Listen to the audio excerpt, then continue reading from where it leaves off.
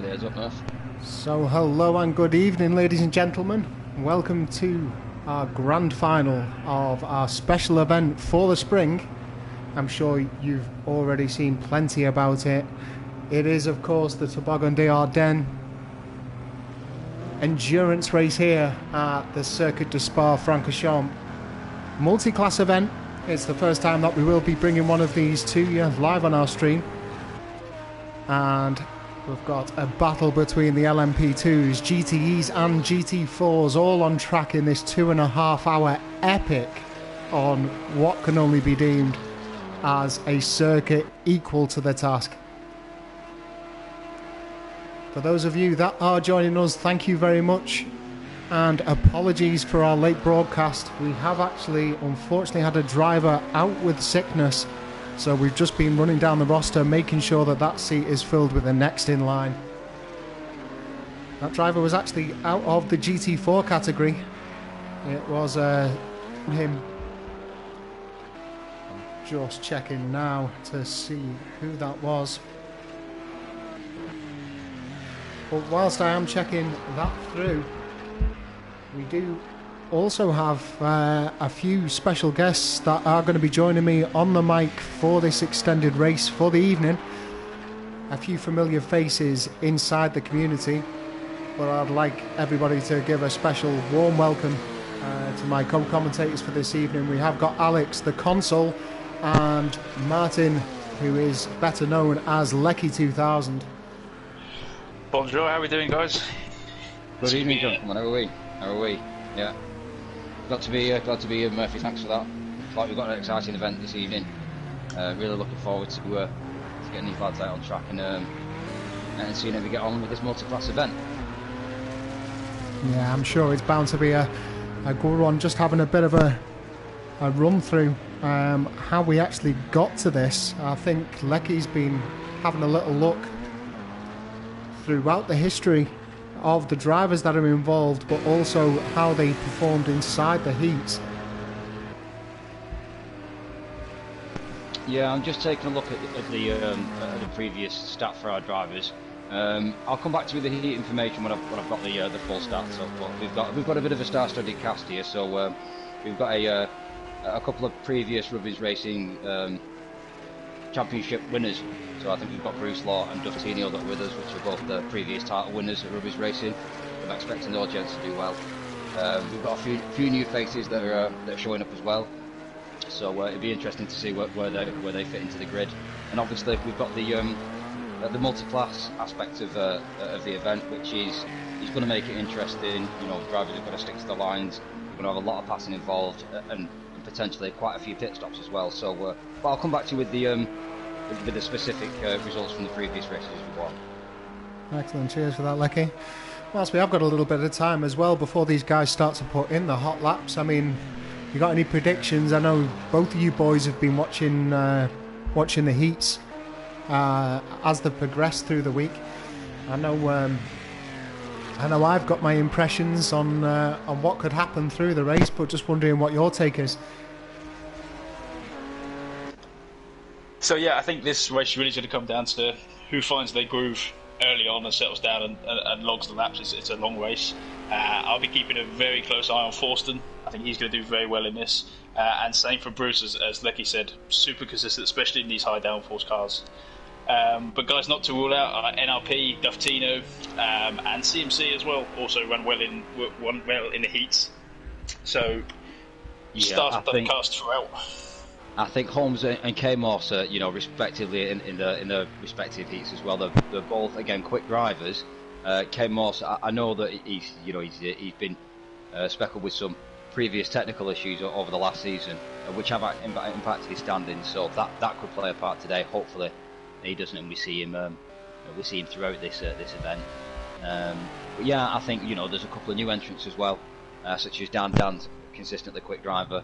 Again, not been winning Rubbies Racing for long, so I expect that he wanted to do well out of this as well. So certainly put in the hours as well, hasn't he? We've seen him up on every practice lobby that's been going down, and he's definitely been putting in the mileage to get himself prepared for this race. But yeah, I agree with you as well with K Morse. I mean, K Morse is the current GT4 Ginetta champion, and he's opted for his same old car around this one, whereas the GT4 options are open through all of this. It doesn't have to be the Ginetta, but he's opted for that, and he proved last season and the season before that he can be quick in the car.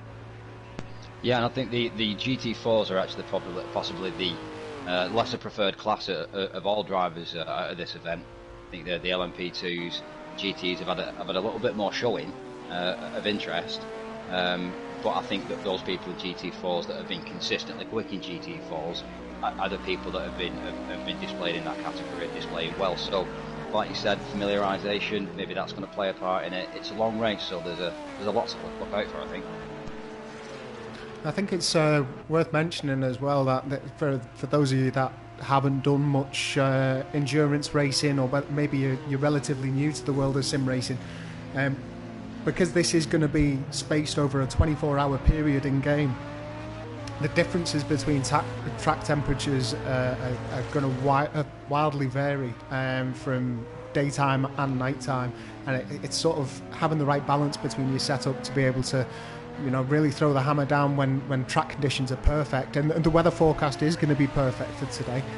Clear skies throughout all of the session, but also having it so that it's not too wild when the track temperatures dip throughout the night, and keeping that composure as well, just getting to know the track well enough and get to know your car well enough that you have the confidence to really throw it about in the dark. I think you're right there, and I think you've touched on a point there that maybe we haven't mentioned so far, which is going to be key really, which is the temperatures, and how that's going to affect the cars, not just how the cars are running and engine temperatures, but certainly the tyres as well. So I think tyre choice during pit stops is going to be important, whether the cars are choosing the right selection of tyre.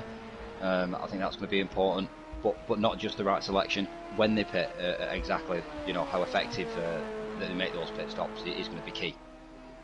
I think not just that as well, but how many pit stops. I mean, we quite often, whenever we're broadcasting here within our championship races, we quite often either have a mandatory pit stop, or some of the championships don't have any mandatory pit stop, but yet it's still pretty hard to not come in.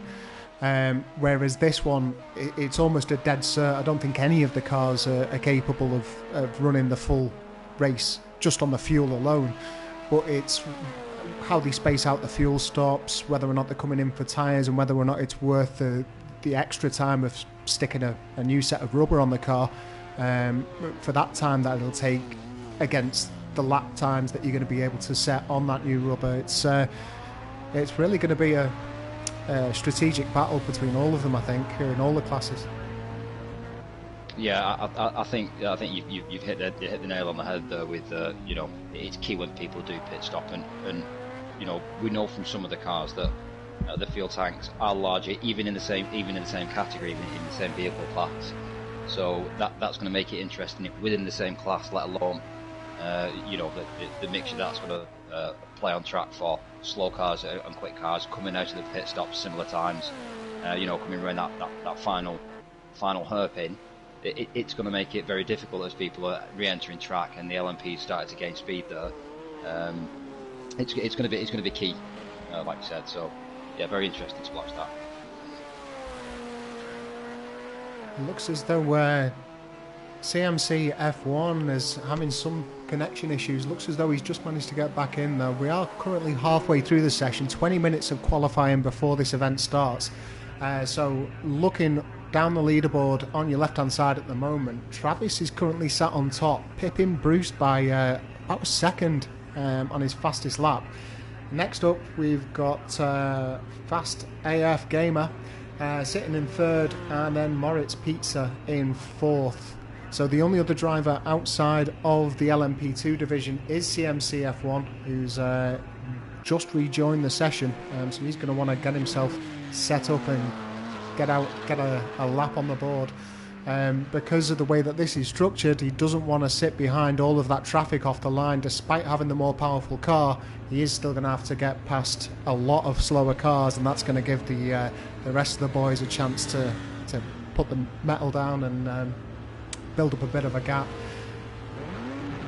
Let's move down through the rest of the field. Then just to tell you where we're at in terms of qualification for this heat. So our GTE drivers are that guitar dude. He actually won his heat along with Thorsten Schmidt. He was also the heat winner.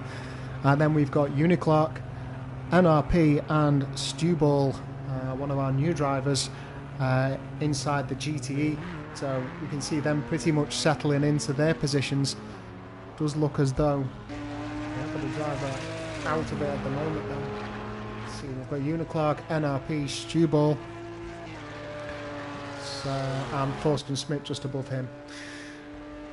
Then our GT4 drivers, Duftinho and Dan, actually picked their heats. So they both got automatic qualification through. And then we've got Rocket Holmes, followed by K Morse, and then our stand-in driver with All U 82.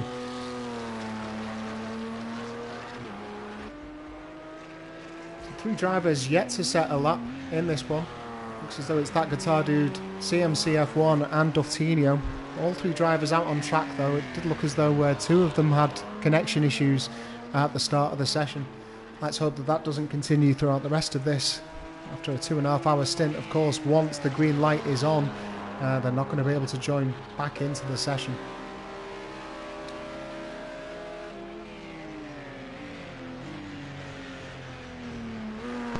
Yeah, so we've got a little bit of time left in quali so far. Just looking at the guys who've not come out on track yet, or that are still yet to set a lap time.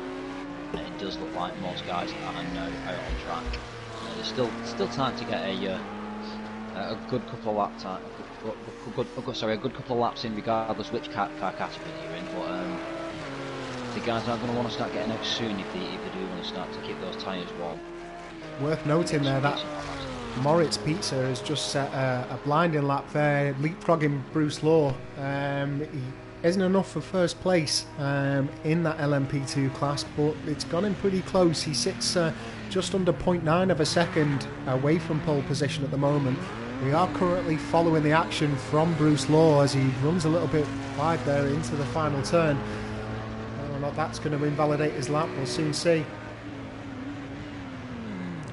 Looks as though it's not enough, and he has hit some traffic. Driver moving way clear out of his way there though. Nice to see that as Bruce tries to improve on his pole position chances.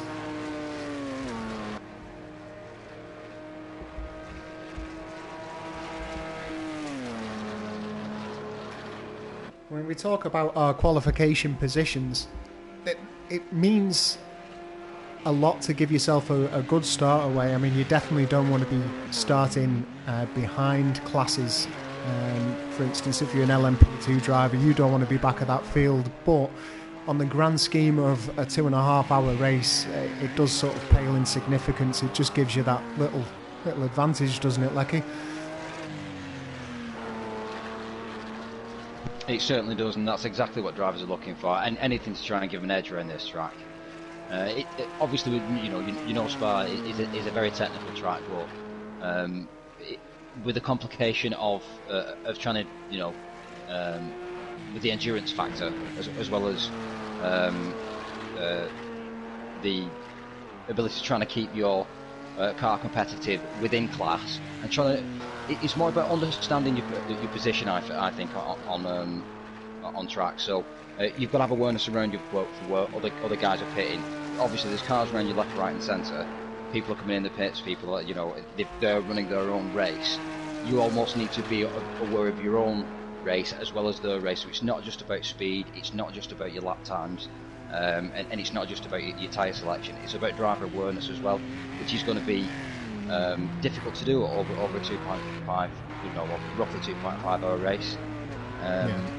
I think more than anything, it's going to be concentration that plays the biggest part.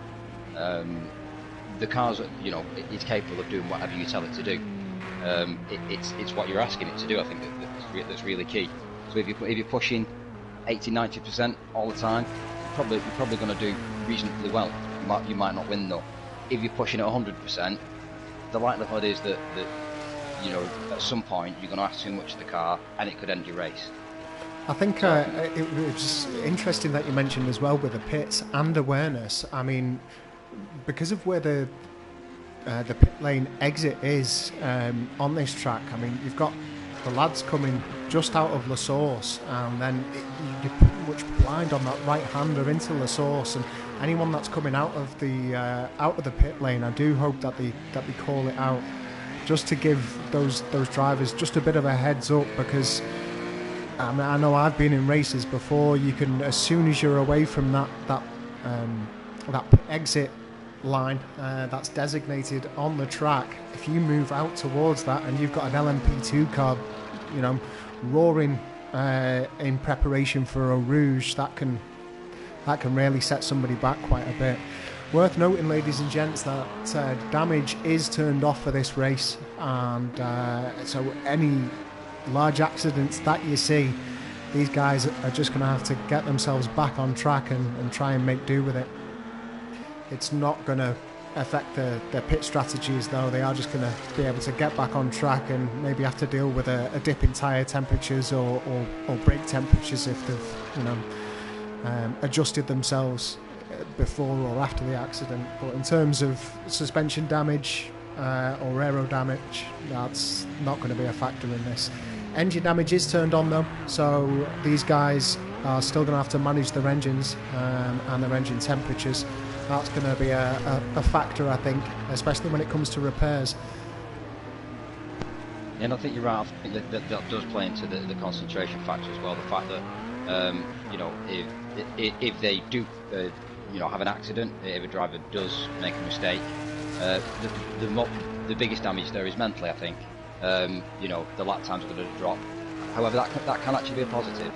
That can improve, you know, lap times because the driver's being more cautious and not asking too much of the vehicle as well. So it's going to be interesting to see, you know, the odd whip of the car at the back and it's stepping out can be just enough to teach you, actually I need to take my foot off here, and it can be just enough to slow a driver down. It's going to be interesting to see which drivers, you know, the event gets the better of, because again, this is what, you know, one of our major events. I think it's the largest turnout we've had per event.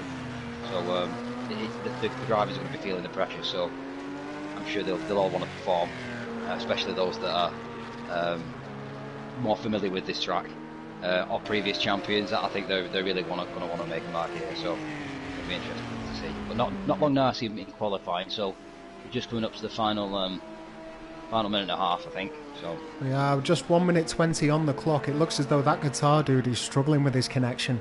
He is. I've just had a message from him on our Discord mentioning that he's resetting his router. Looks as though he's going to be finishing this one at the end, as we see Travis there getting high-sided by that LMP2 car. He retires back to the pits. He may well take it out just for a bit of a warm-up. And it looks as though that's going to be his session over with. So the top spot, pole position in this multi-class event, is being challenged by Moritz Pizza. Relatively new driver to Rubbins Racing, made a huge impression in every championship that he's driven in. Very capable driver, especially in high downforce. He really knows how to take this car around a track. Looks as though the rest of the LMP2 guys are inside the pits, so it's only Moritz Pizza that's going to be challenging for the top spot. After that, looks as though Thorsten Smith has topped out the GTE class with Uniclark in tow, and then NRP behind him. Uniclark is looking to capitalise on that, though. Let's just bring up his current split times.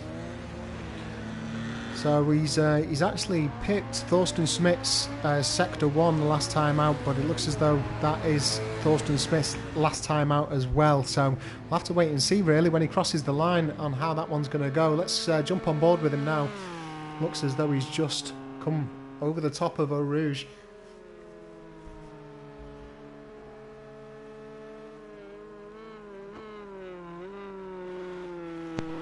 just to give you a bit of information on the GT4s as well, it looks like Duff Tierney and Dan are still both out on track. Both those guys battling for the top GT4 spot. Not an awful lot in it on the lap times from looking at the timing boards. And I think Dan's just coming actually. Yeah, Dan is indeed. He's in. Duftinio's still out though. Potentially just trying to get himself set up for this one. All U82 has actually had minimum preparation for this. He did, of course, believe that he was out at the heat stage. He wasn't expecting to be in this final. He did get a late call up, so he's just going to be trying to find his feet. I think it's more a case of staying it to win it on this one in terms of the qualification. But 2.5 hours of a race, anything can happen over that one. So long as he's Mr. Consistent, I'm sure he'll put in a good show. Definitely be in with a chance. Looks as though we are still missing that guitar dude though. I can't see him on my board. He's only got a minute and a half to get back into this. And just got a message through with him now. It looks as though he's stuck in spectating mode, out of time on that one, unfortunately. Massive shame that.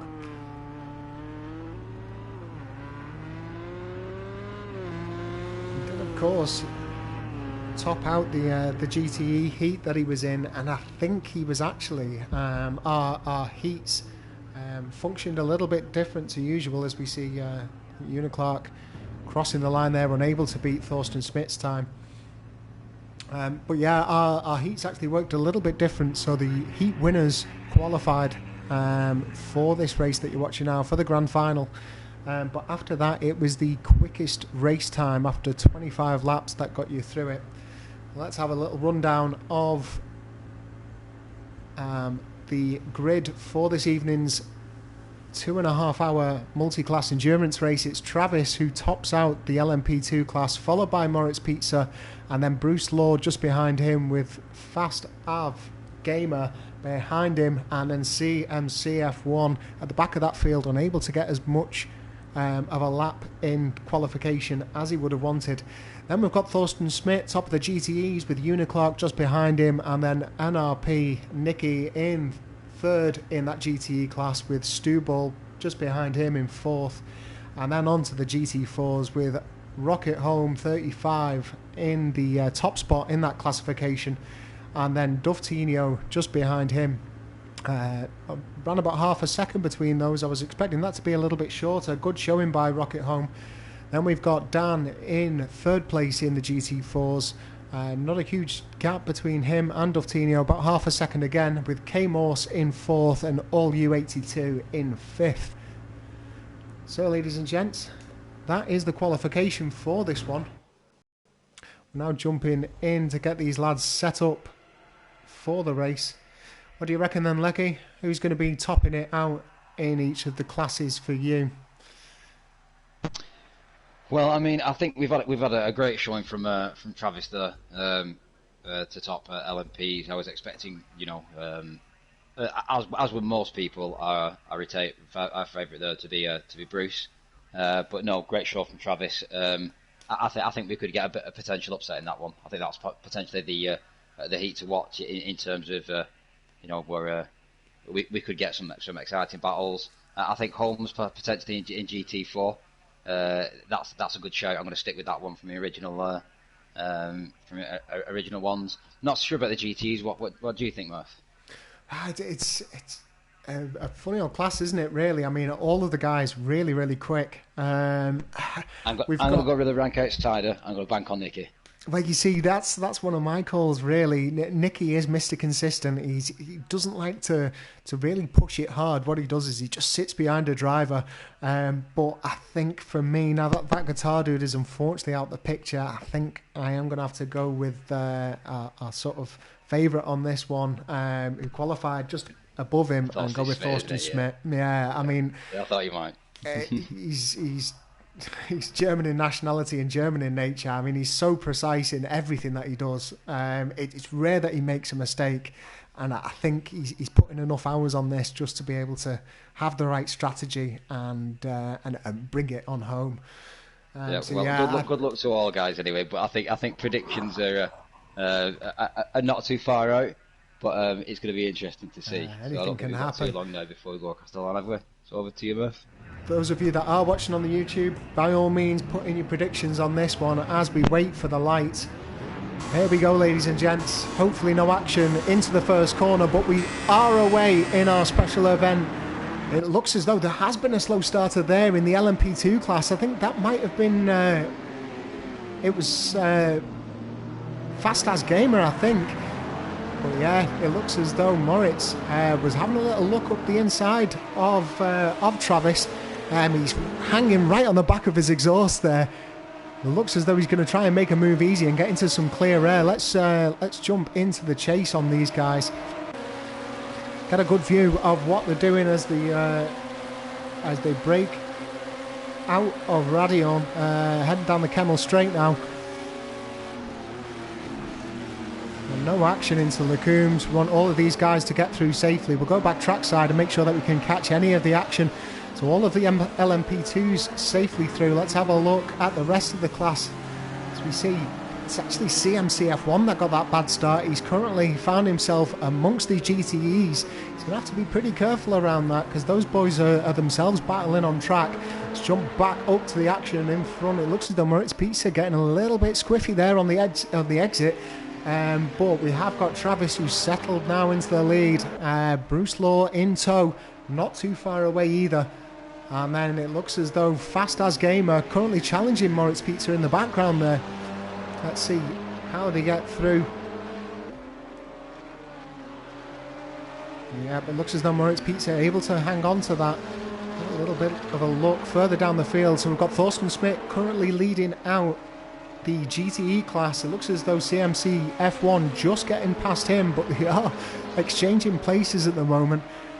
So all of this is going to be time lost for CMC F1. Not too critical with 2 hours and 28 seconds remaining inside the race, but it is going to just set him back a few paces away from the leaders in this LMP2 classification. So looking on back down the GTEs, let's have a look here. We've got Uniclark currently challenging Thorsten Smith. Not too far away from him is also NRP in this battle with Stu Ball just behind. So GTE's keeping the pack close together at the moment. It does look as though that's going to be one heck of a battle. We do look like we've got a close battle for GT4s as well, with Dotino and Dan as well. I think they're those guys are tend to put in similar split times at the moment, so battling all over the field at the moment.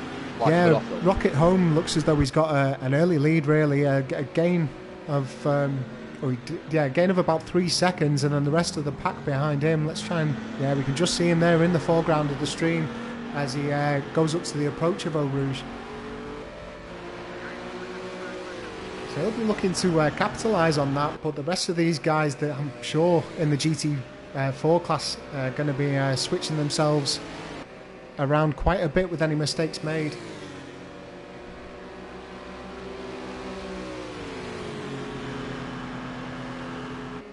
And you can see there the speed difference between the Aston Martin and the Ginetta on the Kemmel Straight. Looks as though that Aston just breezed past. That Porsche's also keeping up quite nicely with it. So it looks as though the Ginetta's lacking a bit of speed, but it is a very good handling car, and I'm sure the ability to take corners at speed is going to be a benefit, especially in the sections such as Blanchimont towards the end of this fantastic circuit. One of my favourites. How about you, Lecky? You're a fan of the Circuit de Spa? I know we've raced on it plenty of times together. I think it's one of my most favourite GP circuits. It's got to be just for the tradition. This and the previous versions of Spa. I mean, Spa's changed a couple of times now. The actual layout, whether it's the chicane, which I believe used to be a bus stop at one point until recently. I think it was 2007 that was changed. So even the previous layouts, the historic circuit road Spa is is one of my favourites in the LMP2 categories. So really like Spa. Technical track, difficult track. The current layout, I think it's 7 kilometres worth of winding asphalt through the Belgian countryside. So, but yeah, I must say, if I was going to pick any of the GP tracks, this has got to be up there amongst the favourites. I know it's certainly in my top 3, especially available on this game. But interesting. Just before I answer asked you that question, Kay Morse actually took a bit of a spin. That's put him 9 seconds behind the pack. So he's going to want to try and get his head back into it. It has given all U82 an opportunity though to keep up with the rest of them. He's currently challenging Dan for position. Let's go back to this battle for the first place. It looks as though Bruce is still duking it out with Travis up front in the LMPs. Moritz Pizza's lost a little bit of time. He's currently sat 3.5 seconds away from the leader with Fast As Gamer not too far away from him. So apart from CMC F1, he's sat 15 seconds back. All of these guys within 5 seconds at the moment. That's pretty good going on lap 3 of this endurance race. Let's have a little bit of a look down the field though at a closer battle, because we've got NRP and Stewball at the moment. Stewball not too far away from him, although it looks a little bit further. So NRP opting for that BMW M6. Fantastic looking car, quite a hard one to drive. I know I've had a go in it a couple of times, but I think NRP has found himself in the BMW in the GT3 class. He's settled into that quite well, so he's obviously found a way to set up these Beamers and get competitive times. Well, from looking at the leaderboard times and from speaking to a couple of guys around the paddock, that M6 has got plenty of power, and you can get it to go around track quick enough. It's not necessarily as quick in the corners as potentially maybe the Chevy is. Or the Ford, for example, doesn't quite have the get out on the corners like the Ford does. But all around, it's a quick vehicle. I think some of the quickest leaderboard times, depending on track, are coming from the BMW actually. So very capable car there. Just talking about sectors, looks as though Bruce Law's just got a purple sector in sector 1 in that challenge for top spot with Travis. We'll keep an eye on that split at the moment. He's taken a few tenths off it. If it gets any lower than half a second, we'll jump in. But this battle between Thorsten Schmidt and Uniclark is looking pretty tasty at the moment. We saw him all over the back of Thorsten Schmidt just before the end of lap 3, which was the previous lap, and look at the difference in the slipstream on the run up to Lacombe. He just ate away that distance, but I'm sure that Chevy's going to pull away from the Ford GT onto this next technical section as we come up to Bruxelles. And this is it. This is the technical difference between the cars. I mean, obviously you can see the Ford in the draft on the straights much quicker and much more line speed, but the Chevy, you can throw it into the corners and it sticks like glue. You know, it feels like it's on rails. Whereas the Ford's going to step out on the exit of the corner, so you've got to adapt your driving style to suit. You can see the car in front pulling away at times, and you've got to let it rather than trying to chase it and push the car too much. Otherwise, you come into that territory of warming up your tyres too much and making your life really difficult later on. I mean, both of us have raced against Uniclark for quite some time now, and we know the sort of driver that he is. He is very patient, really quick. He'll drive his own line, but interestingly, so is Thorsten Schmidt. I mean, I've commentated on plenty of his races throughout last season, and he's very much of the same bag. Looking at it, really similar driving styles, but taking corners ever so slightly different, and that could just be the different abilities of the two cars that they've got on offer. Both of them opting for those big, heavy American muscle cars. Yeah, and I think that they both opted over, for different styles. One's opted for power over, over cornering, and one's opted for, for precision over power. But the similarities that both drivers have, both are relatively quiet, clinical drivers. Again, similar driving styles. So it's good to see how they've adapted both the different setups and both aspects of the cars to suit a similar driving style. And actually, it's giving similar results at present. So. Yeah, interesting. Just up top, by the way, ladies and gents, while we were talking through that, Bruce Law has actually slipped down into third place behind Moritz Pizza. So Moritz Pizza's persistence has paid off there. I don't know whether or not there was a small mistake by Bruce Law. I would usually judge it on any damage to the body panels of the car, but unfortunately, with damage being off, can't tell you anything on that. It's Moritz Pizza now sat 4 seconds behind Travis, who's looks to be in full flow, really. Not putting a foot wrong so far into this, but we are only 11 minutes down. Plenty of race to go, that's for sure. So, yeah, I think we'll see that as the time in the cars come up the next time in line. I think you'll see that reflected in Bruce's lap time, a small mistake there. So, but again, there's a long time to go in this race. Mistakes are going to be, they're going to happen. I think it's more the number and severity of the mistakes. It's going to be more of a tally, a war of attrition, as it were, as opposed to a sprint.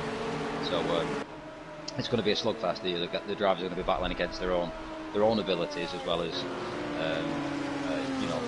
the conditions on track. Yeah, interestingly now, Bruce Law just coming up against some GT4 traffic on the way.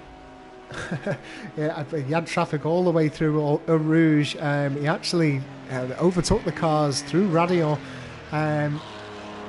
Great driving there. Awareness from the GT4 guys, where we've been talking about it throughout all of the lobbies and in the driver briefings. Just to stick to your line if you're in that slower class. The drivers in the higher class will use the power just to get away from you. Doesn't look as though he lost much throughout that. Moritz Pizza actually had to do the same just through the back of La Source, so not much lost by either of those drivers through the traffic, but good driving as well for the GT4 guys, as Fast As Gamer is now approaching those two GT4s. I think that's K Morse and All U82 just for our viewers, but go ahead, Lecky. Yeah, I was just saying that the point that you raised, it's a good point that you raised, because it is a key difference between how we normally race and what drivers can expect to see today, which is drivers not necessarily obeying what we might consider blue flag conditions. They aren't actually considered blue flag conditions in this event because of the multi-class nature of it. Drivers, it's deemed safe that drivers in an event such as this stick to their actual correct lines, and the quicker cars manoeuvre around them and overtake when it's safe, that is a key difference. That is going to be interesting to see how some less experienced drivers deal with that, and albeit track etiquette will no doubt be observed by all drivers. We all know that the mother of all accidents is hesitation, so that could play a key part in this. Yeah, especially once we start getting into the sort of mid to late stages of this, when concentration's going to be hard to keep. When you pass the hour mark, most of our drivers race for an hour throughout all of our championship races, so an hour isn't that much to them. But when you start getting past that, you start thinking about perhaps you need a drink, or maybe your bladder's feeling a little bit full because you've had plenty of drink, and your mind starts slipping a little bit from what's on track. That's when mistakes start to get made. And if you see that blue flag come up on your screen, because it's going to come up, we've all played the game, we know how it works, it's going to come up telling you to move. If you move out the way and you've got a fast approaching car that is just expecting you to stay on your line, that is how accidents happen. And hopefully we're not going to see a case of it. Hopefully, the lads are turned on enough just to know the fact that, stick to the line, let the lads use their power. But another feature of this is we've got the LMP2 drivers that are, they're going to breeze past a GT4 car. But I think the speed difference, really, depending on where it is on track. If they're coming out of a slow section, the GTE car is going to mince the GT4. But if it's in a corner where you're able to maintain a bit of speed, that speed differential is going to be less and less. So it's going to be tricky for the GTE guys to get past the GT4s at certain points, I think. But we'll see. Certainly, if they're side by side through some of the tighter corners, like you said, through Lacoon, or if they're starting to go to some of the tighter corners like the Source, or through the chicane even. and you start to go side by side. The speed difference between the GTE and the GT4s through the corners aren't too dissimilar. As soon as you get out the corners, then the GTE starts to put speed down a little bit more like the LMPs do, until they get to the top end. But certainly I think it, as you said previously, it's not just people's heads dropping and concentration, but I think it's also the physical aspect. This is a long race. A lot of the guys run, quite tight feedback setups. They require quite a lot of concentration as well as physical input. So I think fatigue's going to start to play a part in this as well. And some of the hesitation and some of the mistakes that you're going to see are going to be muscle memory, not necessarily conscious decisions. They're going to be slight twitches and almost a feint to one side, as if the driver might go to one direction. That's the difference between the guy behind you who's doing 40 to 50 miles an hour, picking one direction and another, where a flash of the lights or a dart in one direction can be the difference between you putting in a 2-minute 3, 2-minute 4 lap time and you costing yourself 30 to 40 seconds in a huge spin. Yeah, for sure. So these lads are now settling in. We're currently on lap 8 through the LMP2s. The GT4 guys are just coming up to the end of lap 7, I think, or about midway through lap 7. Just to run through the order, so Uniclark is currently topping out the GTEs, which are on screen at the moment. We're currently looking at NRP with Thorsten Smith trying to make gains on him. So that one's played out quite interesting. Stewball around about 10 seconds off the back of Thorsten Smith as things stand. Then in the GT4 class, we've got Rocket Home 35, who's currently topping that one out. He's got about 8 seconds lead over Duftinio. Don't discount Duftinio though. He's quick in pretty much any GT car that we throw him in. The young lad from the Czech Republic. In tow with him, we've got our young Belgian Dan, relatively new to the community here, but he's definitely put his stamp down, and he's been more than involved in all of the community-based chat rooms that we run. And like I said before, he's been putting in the hours worth of practice to really make sure that he performs in this one. K Morse has recovered slightly from his spin. He is currently 10 seconds back from Dan at the moment, and around about 5 seconds ahead of All U82. Up at the top though, there's been no change for quite a while. We've currently got Travis flying high with over 2 seconds lead on Moritz Pizza. Moritz Pizza definitely keeping up with him, around about 3/10 difference in the lap times last time around. Then we've got Bruce Law in 3rd place in the LMP2s. He's round about 4 seconds behind Moritz Pizza. Then we've got Fast As Gamer, who's quite a bit off that top 3 at the moment, about 12 seconds back from Bruce Law. And then Matt, otherwise known as CMCF1, who's about 37 seconds away, as we see Nicky there just getting a little bit of a wobble, catching a bit too much of that curb. Managed to recover it nicely though. Now, at the moment, I'm saying CMCF1 is 37 seconds off the lead. When we really look at it, that is pretty much a pit stop. So tyre management, being able to keep your tyres and saving that, I think overall it's one pit stop or 2 tyre changes it's probably going to equate to, and then that difference will be wiped out. So although it looks like a large difference, don't discount it, because 37 seconds is nothing when we start to bring in a couple of pit stops over the remaining 2 hours and 10 seconds. Yeah, I think you're right, and I think that's going to be the difference here between the championship races that you normally see at Ridge Racing and the event that you've got here tonight, which is the difference in speed that you're going to be able to achieve when you're not trying to push the car and when you are trying to maintain tyres. We're in a championship race, albeit there is some tyre management, particularly in cars like the Formula Renault or the high downforce cars like the LMPs to a degree. To be fair, you could also argue the same with the GTs, particularly the Ford, because that likes the backup. But I think it's going to be critical, not just in terms of you know, getting the pit stop correct and getting the tyre management throughout the race correct. But like you said, getting the amount of pit stops right, getting the number of tyre changes, and getting that calculation correct in between. How many seconds of the lap slower am I going, and what actually difference is it going to make if I do make a pit stop and come out with fresh rubber on? So is that additional pit stop going to make a difference, or going to half hours? And I think it's potentially the difference of one pit stop. It's not several pit stops. It's you know, maybe should I pick one additional time?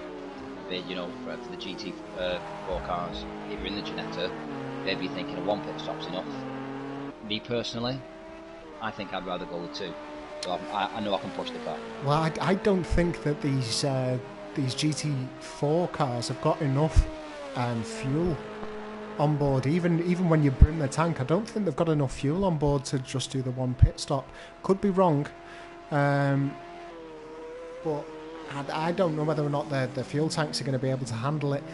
It'll be interesting to see, though. I personally think we're going to have a couple of pit stops at least throughout most of them. I think a lot of them are going to be quick ones coming in for fuel. I think these guys are going to want to avoid changing the tyres as much as possible, just to try and gain that upper advantage. I think to change all 4 tyres on the car, I think it's around about 8 to 10 seconds.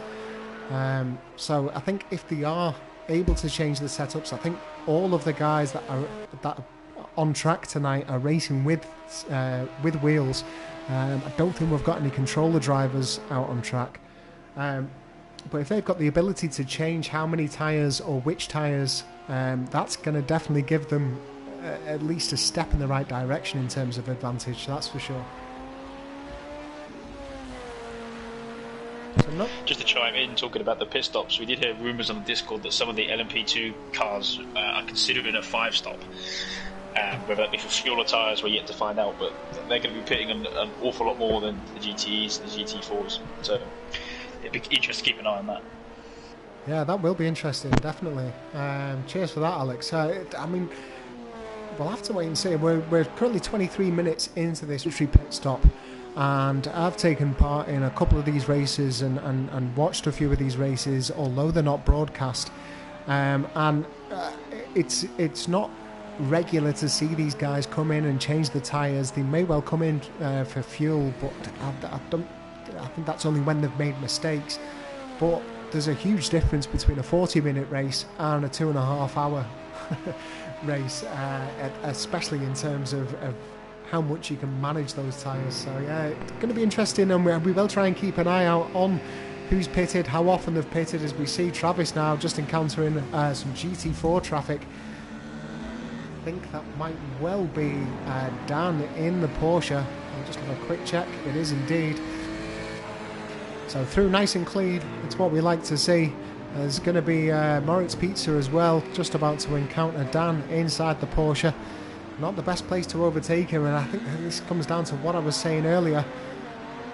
I mean, he's got the driver way out the back of La Source, easy enough. The power differential between the LMP2 and the GT4 is monstrous.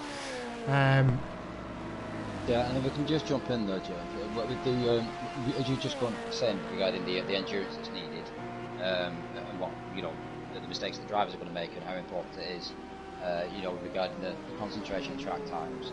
I'm just reading on the stream here that Moritz, this is his second race this weekend, I believe. He's already raced a 24-hour race once already this weekend, and this is his second stint. I believe in possibly in under 18 hours. He's back in the seat, he's racing again. So it is indeed, yeah. It was actually, I've been speaking to Moritz a little bit about that. It was actually, so we're doing a 2.5 hour race, and it's simulated to be 24 hours. Early hours of this morning, I think it was, Moritz actually completed a 24-hour race, so 24 hours of on-track action with him and some friends. So, I mean, he's definitely got the ability to complete endurance racing, especially at high level. Spa, Murph Dog. I beg your pardon, sorry, Lucky? I hope that wasn't around Spa, Murph Dog. I don't think it was, no. I can't remember the can't remember the details actually of where he was racing. It was with a few of his friends, and so they were actually taking stints inside the car, I believe. I'm assuming it wasn't on this, as we see him there tactfully getting through. He's encountering both GT4 and GTE traffic now, Moritz Pizza, so tricky little section for him. He manages to get through it expertly. Bruce is also about to encounter the same situation, potentially in a little bit of a better spot though for Bruce Law as he gets the run up to Eau Rouge. But no, I mean, it just shows that he has got the ability, but then again, is fatigue going to play a factor of it? He can't have had much sleep. Potentially, he's on the energy drinks. I mean, I know Red Bull does feature on Project Cars 2, but other energy drinks are available. So. Well, I mean, looking at this at the moment, he's making big gains on Travis. He's knocked around about a second away.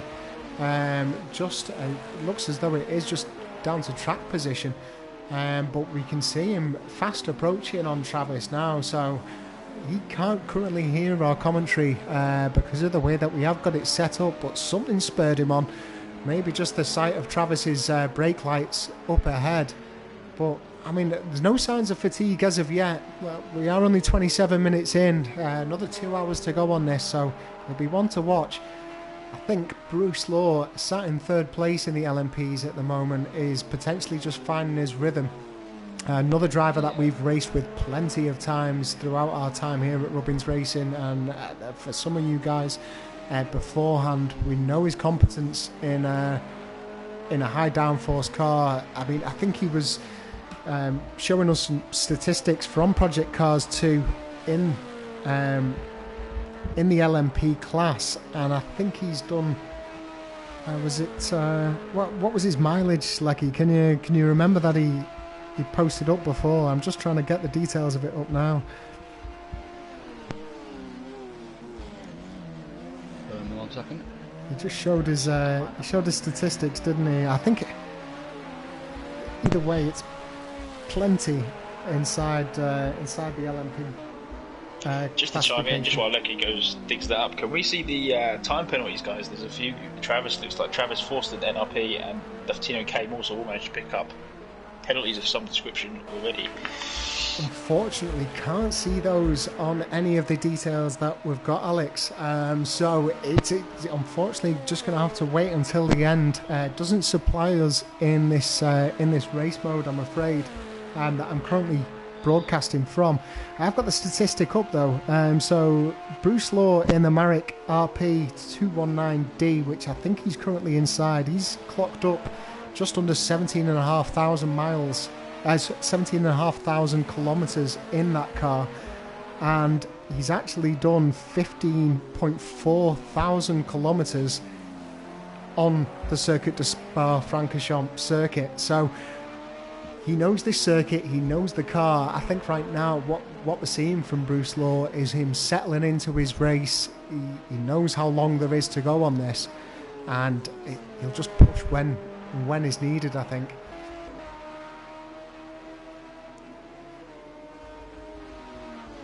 So from looking at our info feed there as well, I can see that we've started to make pit stops. So Austin Smith's taking a pit stop. I'm not quite sure if we've had any other guys coming for a pit stop, but certainly we've had one car come into the pits already.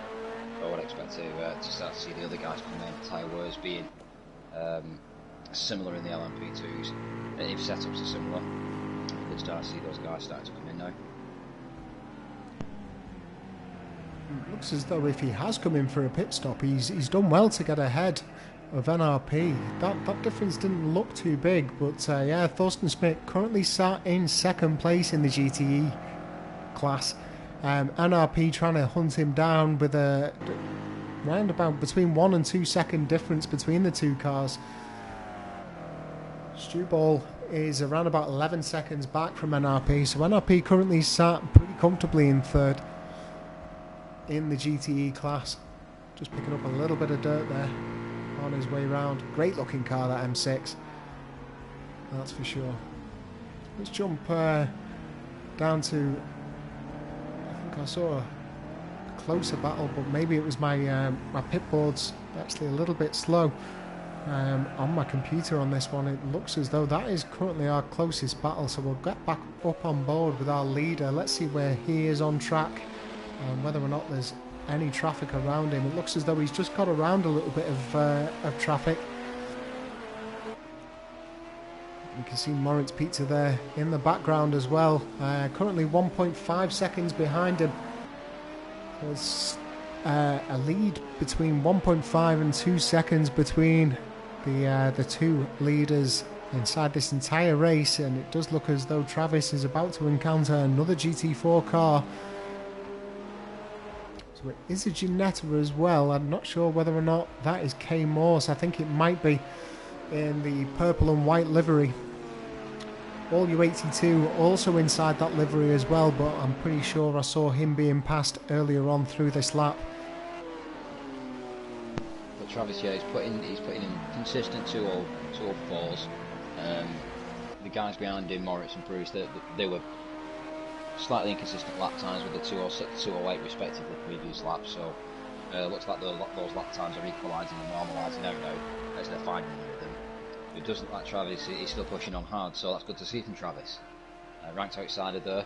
I don't think he's featured in any of the predictions so far, so great to see underdog coming through there and quickly leading our race. I'd be interested to know if Travis has pitted yet. He hasn't, no. I've been keeping an eye out on that with the leaders. None of the LMP2 cars have pitted yet. Looking at it, and it's not the most accurate thing, but in the top right hand corner of your screens at the moment, where you can see the vehicle status, does show the tyre temperatures. The tyre wear on project cars too that I can view is not accurate, but the tyre temperatures is usually quite close. So looking at it, front tyres, I'd say they're on the cold side. So again, this could be inaccurate data, but if that is true to life, I can imagine that the tyre wear in that car is going to be pretty low. It might well just be the way that he set this car up. I mean, for a comparison, let's have a look at Moritz. In fact, no, it does look as though it is just Project Cars 2 messing me up, unfortunately, because all of these LMP2 cars with cold tyres at the front, as we see Fast As Gamer just slipping past. I think that might be K Morse once again getting through there cleanly.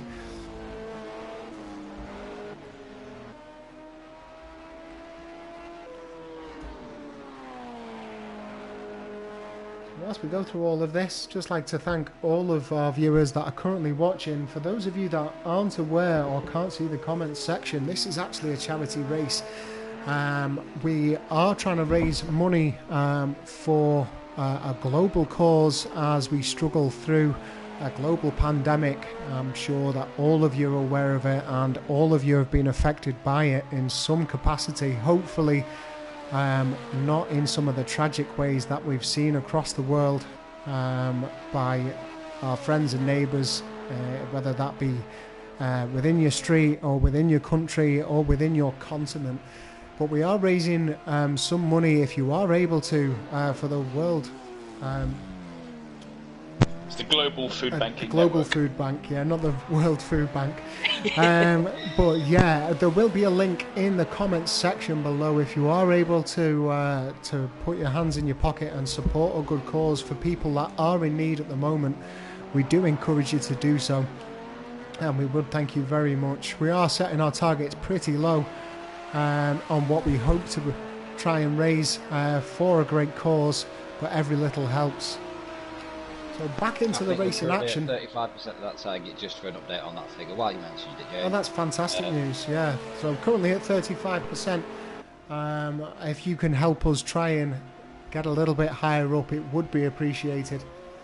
As I say, details should be found within the comment section of the stream at the moment, and I'm sure Alex will be posting those for you. Back onto the rest of what you can expect from Rubbins Racing, just while we have a slight gap across all of our drivers. So our championship sign up for season 3 is due to open up in the coming week. So if you are not a member of this community, you like what you see on our YouTube channel, and you fancy joining what we think to be the most competitive Project Cars 2 PS4 exclusive sim racing community. Please do go to www.rubbinsracing.co.uk. You'll find the details there on how you can join our Discord. We'll welcome you into it, get you signed up, and hopefully you can secure a spot in any of the championships that we plan on offering across the next season. We will of course be having our usual features in terms of the touring cars and the Clio Cups being available. We will of course be doing our standout Thursday night lights as well, where we pick a different track and a different car each week to try and open that up to the rest of the community that perhaps can't commit to or don't feel that they're quite ready to feature in a championship season. We will of course then have our GT4 championship strictly in the Ginettas, so no Porsches in that one, and that will be on Friday nights as per usual. Then we're going to be mixing it up slightly, whereas we previously had the LMP2s. We will actually be bringing out a new car division for that one. Exciting times indeed. And then of course our regular Sunday feature of the GT3 Championship and my own personal Formula Renault Championship on a Sunday morning. If you're like me and you can only really get some available time in the morning to race, then that one is definitely for you, where we try and capture the essence of Formula One as close as we can within the Project Cars game engine. But back to this race. Travis currently leading the field. He's now made up a bit of a gap to Moritz Pizza, currently over 3 seconds, who's round about 3 seconds ahead of Bruce Law, so managing to build upon that gap. We've then got Fast As Gamer, who's 21 seconds behind Bruce Law, big gap forming between him, and then CMC F1 right back behind him. Top of the GTE class, we've got Thorsten Smith, who's currently sat in 6th. Uniclark is currently inside the pits. Let's have a look at what he's doing whilst we can get the opportunity. So he's coming in for fuel. I'm not sure whether or not tyres have been changed. Looks as though he's currently just undergoing some repairs. So with the way that the guys are poised up there, doesn't look as though he's going to change his tyres. That one's going to be interesting, looking to save as much time as he can inside the pit stop, but it does look as though he's got some engine damage to still be inside the pits. So back to the rest of the racing. Sorry, I believe you're about to say something, Lecky. Yeah, sorry, just taking a look at the guys' lap times there. Thorsten Smith's in particular from his qualifying session. So Thorsten put in roughly a 58-minute overall performance, and that was around 25 laps. So working that out on average is roughly that, and that will potentially include, you know, some pits and tyre management as well. Maybe not to the same degree, but it's a good indication, and that gives a rough average of 2.5 minutes per lap over that distance. So if that gives you a good average of, you know, what kinds of the times that these guys were putting in, then that's where Thorsten Smith was coming at. Slightly better time than that. It won't be a massively different average. That Guitardo topped that group out with the overall timings at 57.38. So if you work that average out, it's still around the 2.5 minute mark, just under. So there's not an awful lot of difference if you take a look at the lap averages between these guys. So what 4 seconds average a lap is the difference between you know, topping out your category and third in your category. Yeah, not much at all really on the grand scheme of things. Look, just as I showed you on the screen then, if you were watching astutely, so Bruce Law and Fast As Gamer just coming into the pits. Both of them stopping in for fuel only, as well as any minor repairs, so none of these guys looking to change tyres as of yet in the LMP2 class.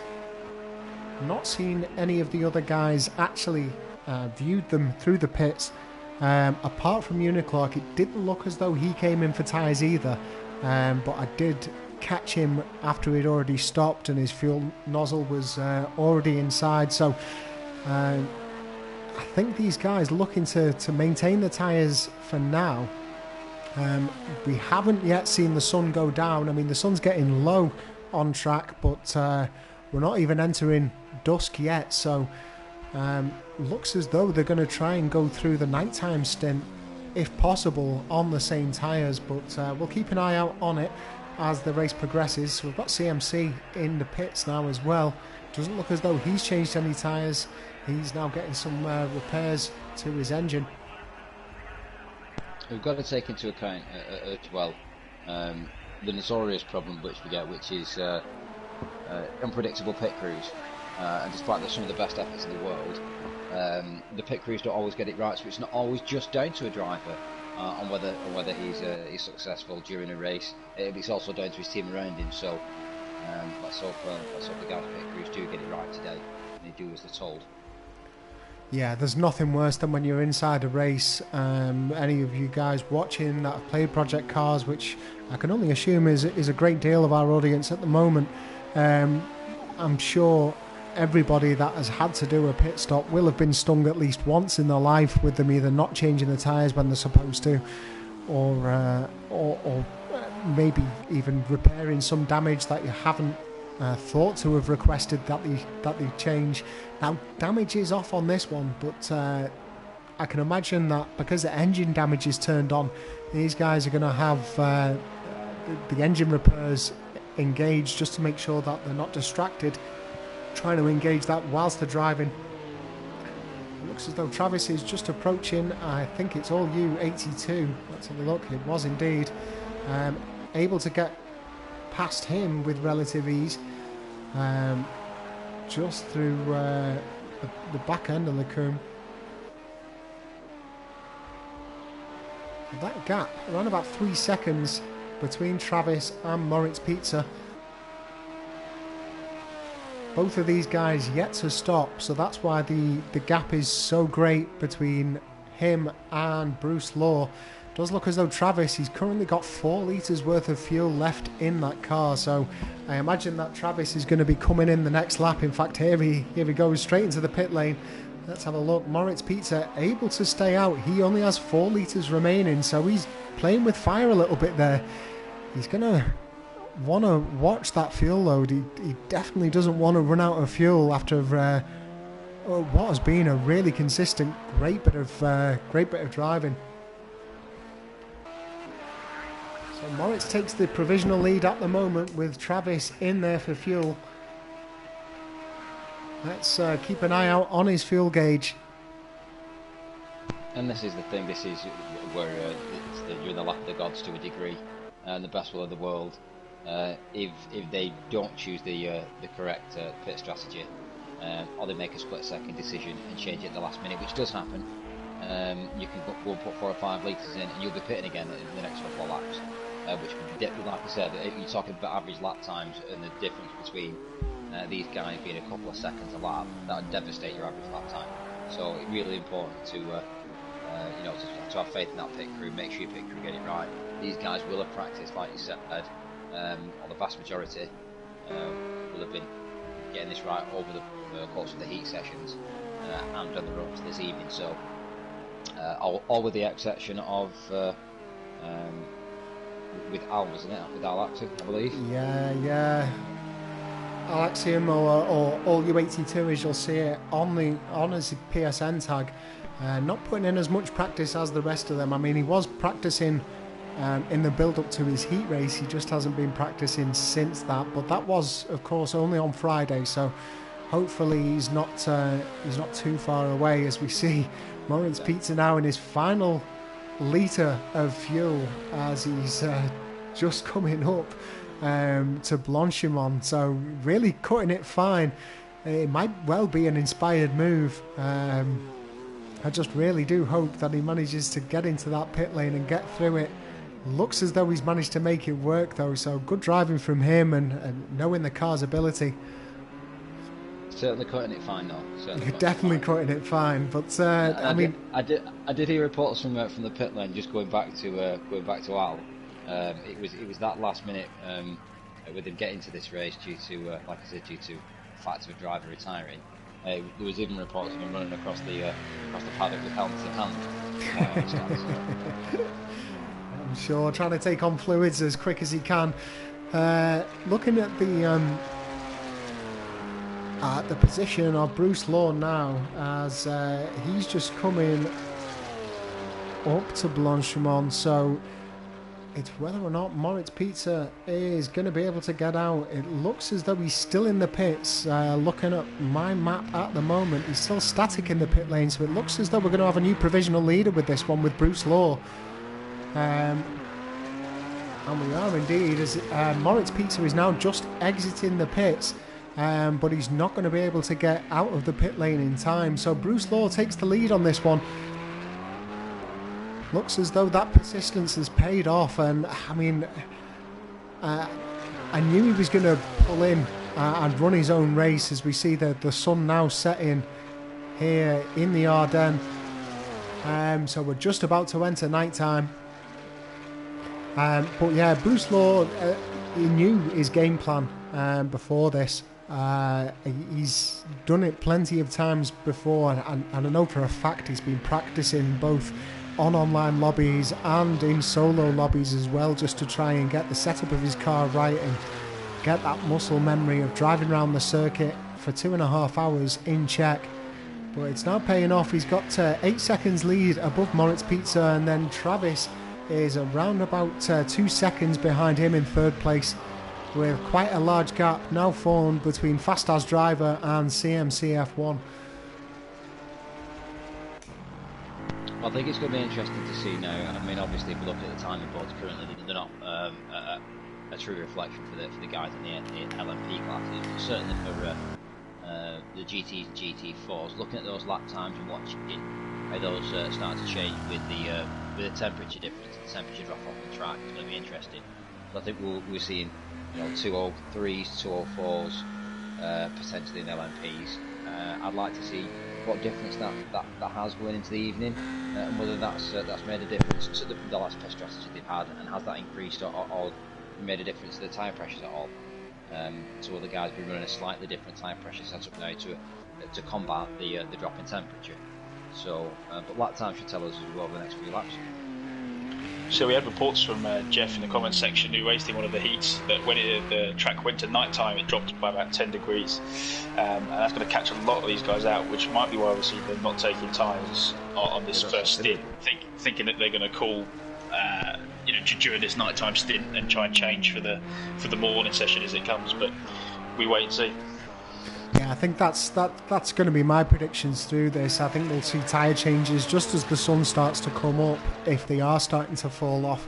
I think a few of the drivers that may have pushed it or may have flat spotted the tyres at certain points throughout the race, we might well see them coming in through the night. So we'll keep an eye out on that, but I think generally they're going to try and get through this nighttime stint.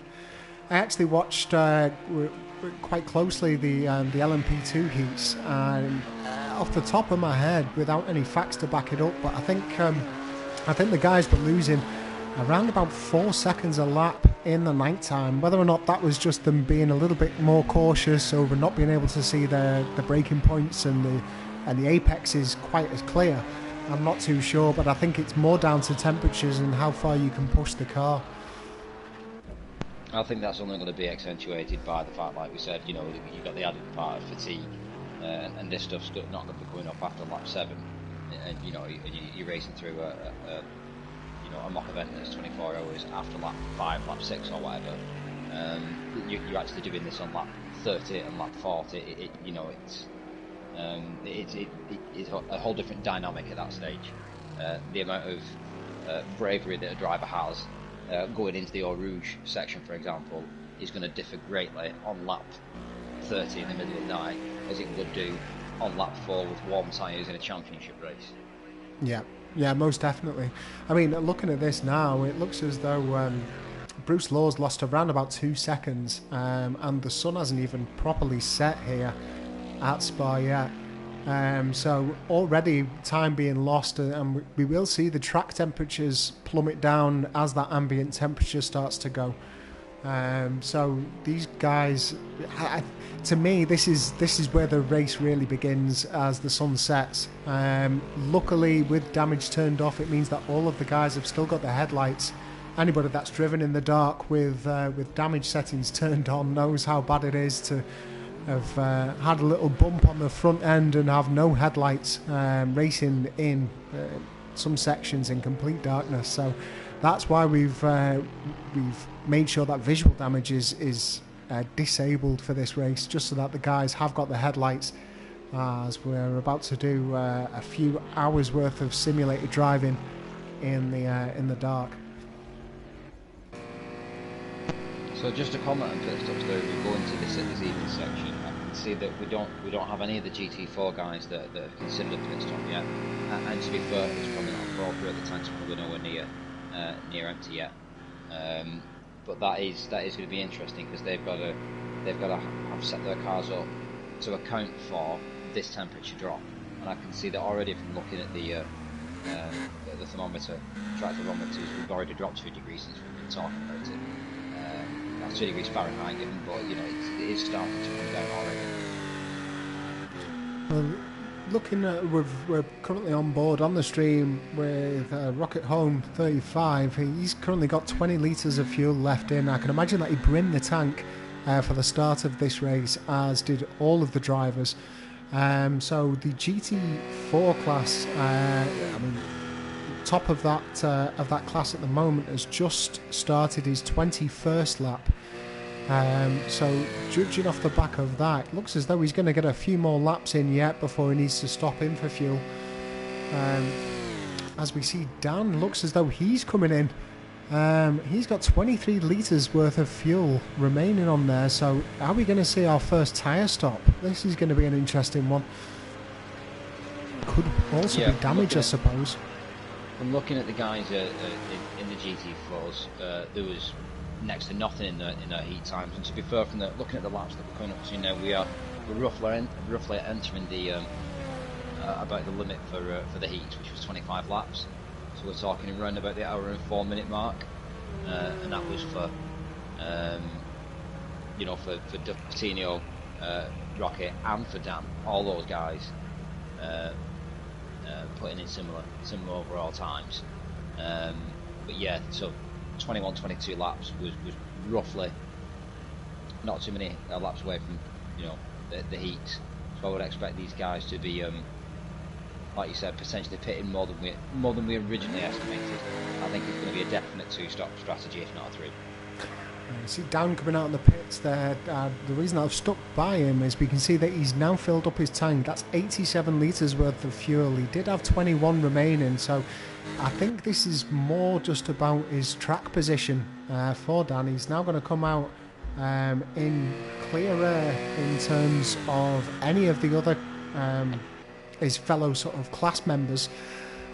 He's got quite a bit of a gap to all U82 ahead of him, so I think it's just a case of getting his game face on now, settling into the nighttime conditions, and waiting for the rest of the GT4 class to come into those pits. I've got a fast car approaching though. Let's have a look who that is. Race leader.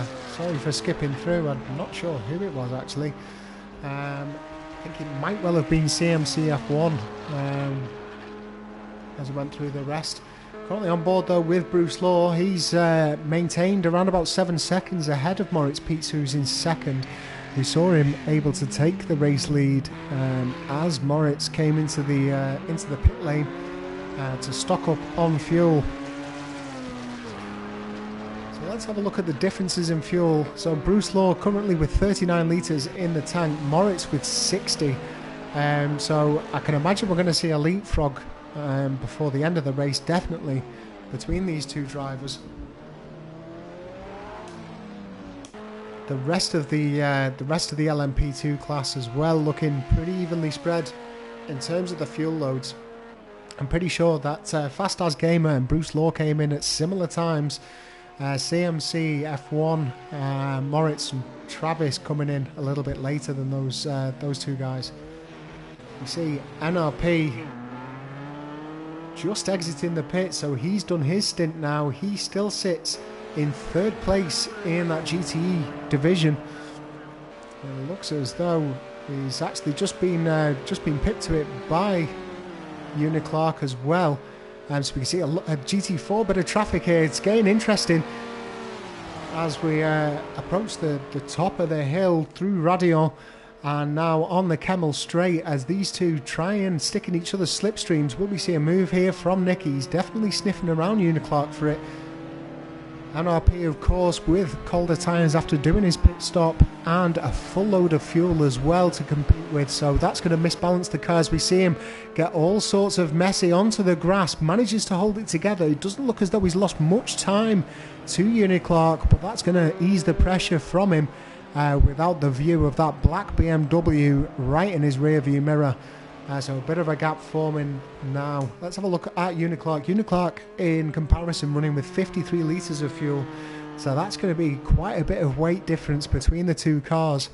It obviously just unbalanced NRP a little bit and catching a load of grass, which of course is going to cool his tyres down even more as they pick up any loose debris and detritus from the grass as he runs off. Well, I think that's a real issue in particularly in the BMW and the GTEs. I find it a lot in the Ford. My preference is the Ford in that class, but from driving the BMW, it's particularly sensitive to curbs and to grass. And just from looking at the replay on the car, then you could see how much it was affected and how much it literally snatched the car into the dirt. So that's something that obviously Nicky's will have to watch as track temperature's lower, which they're dropping still. We've dropped another few degrees, in the last few minutes just whilst watching those incidents. So something the drivers are going to really have to be aware of as we come into the next few laps. I know the cars react differently on the rubbers, as the rubbers are going to be slightly different track temperatures yet again to the tarmac. And we know how some of these cars, particularly the ones with lots of power, tend to chew the back tyres up on those rubbers. So, but yeah, glad to see Nicky making it out of there okay. Yeah, I mean, his loss was minimal. I mean, we'll jump on with him now and let's see the difference as he gets. Looks as though he's getting hunted down by an LMP2 at the moment. Looks as though that's the red and black car of Fast As Gamer. But yeah, it's one thing we haven't touched upon as well is the different compounds. So 2 different compounds available for all cars on track in dry weather with the hard and softs.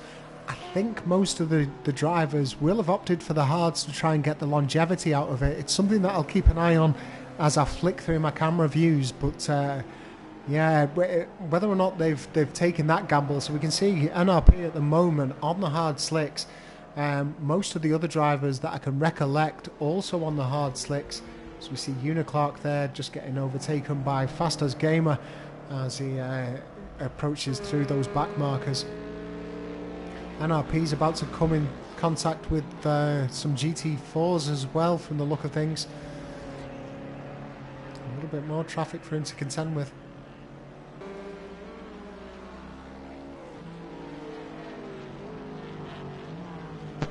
So in the GT4s, lap times again looking really consistent.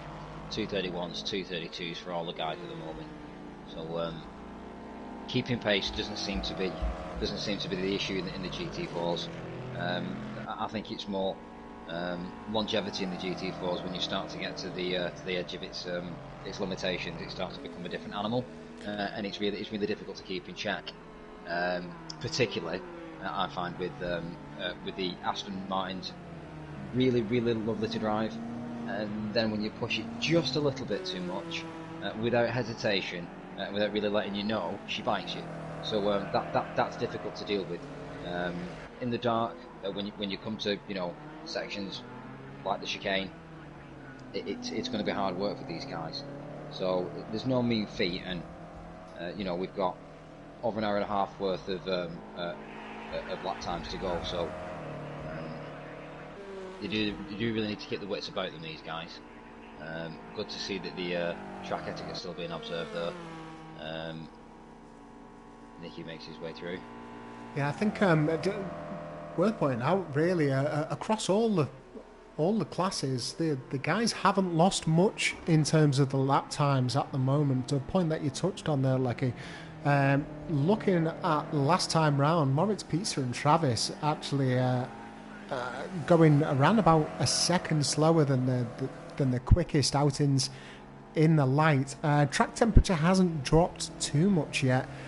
but it is going to plateau. So just to give you a bit of an idea, the simulation settings that we've set up is actually for today's date. So we are racing in the spring, so we will expect the track temperature to retain slightly, and they have of course got 14 cars driving around it, so that's going to hopefully maintain a little bit of temperature on the track.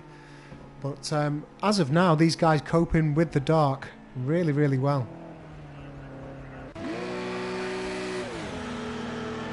Just jumping in there with Moritz Pizza as we see him passing through one of the GT4 backmarkers in a pretty tough spot.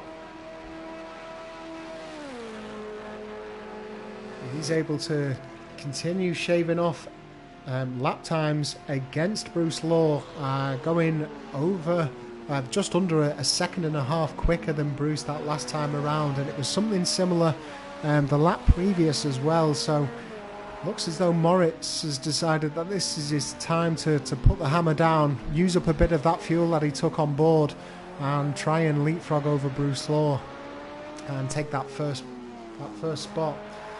We're getting a lot of support from Moritz, actually, from looking at the live stream, from the comments of the guys on the live stream. So yeah, he's getting big shout outs from the guys in Germany. And Dr. Fishy Uwu is his biggest fan. So big support coming there from the guys over in Germany, from Moritz.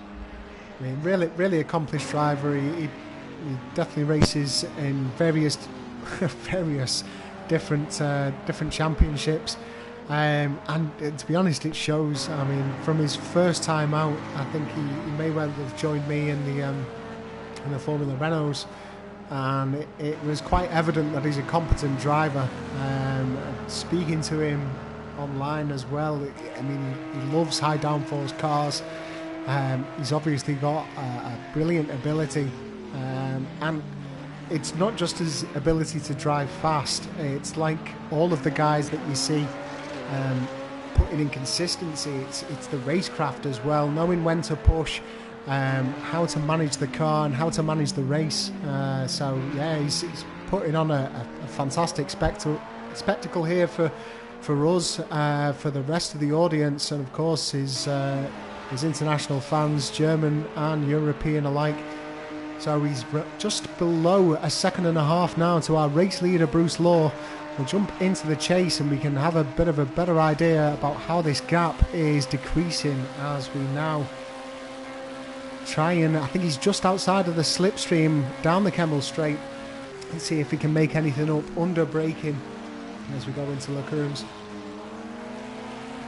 More importantly, let's see. I mean, I'm interested to see how, at this stage in the race, whether this becomes a battle for, you know, for the lead of the race, or whether it's more of a battle for, you know, lap times and endurance, and are the guys going to continue racing their own race or each other? Well, I think Moritz came in later than Bruce in terms of a fuel stop. I'm just going to jump over to Stewball here. Let's see whether or not he takes on tyres. I'll keep an eye out on the difference between Bruce and Moritz as we go through. But yeah, I think it might well be the case that Moritz feels like he's got enough fuel to burn to really put the hammer down. I can imagine Bruce is trying to manage his fuel load. It does look as though Stewball has just come in for fuel alone. So Bruce Law currently with 23 litres of fuel, with Moritz on 43. The difference in time of when these guys stopped, I think Bruce came in quite a bit beforehand. So I think that's why we can see Bruce Law's lap times appearing so much slower than Moritz and Travis. He's managing fuel, and I think Moritz now feels that this is the time to push, try and get ahead of him just in time for when that next pit stop happens. And looking at it, with 20 litres difference in the fuel tank, it could be a really clever move, because it will find them pitting around about the same time if he burns up that extra fuel. And if he can get out ahead of him, and he's seen that he's not getting much engine damage to try and repair, or he may well have disabled his engine damage, feels like he can get through the entire race on this set of tyres, then who knows, the race victory for the LMPs could be his. Definitely one to watch them. Indeed, yeah. indeed. I mean, look, just looking at who else has just come in and been released from the pits now. We've had a few guys coming, like you said. Rocket Holmes has just come in, which has made the GT4 category, so they're balancing that now. So that's going to be interesting to see where he comes out amongst the other drivers once they've made their pit stops. So that switched things up. And Dovzhenio's now leading our GT4 category. Yeah, so around about 23 seconds difference between Dovzhenio and Rocket Holmes, and that just shows you the amount of time that these GT4 cars are going to take doing a pit stint.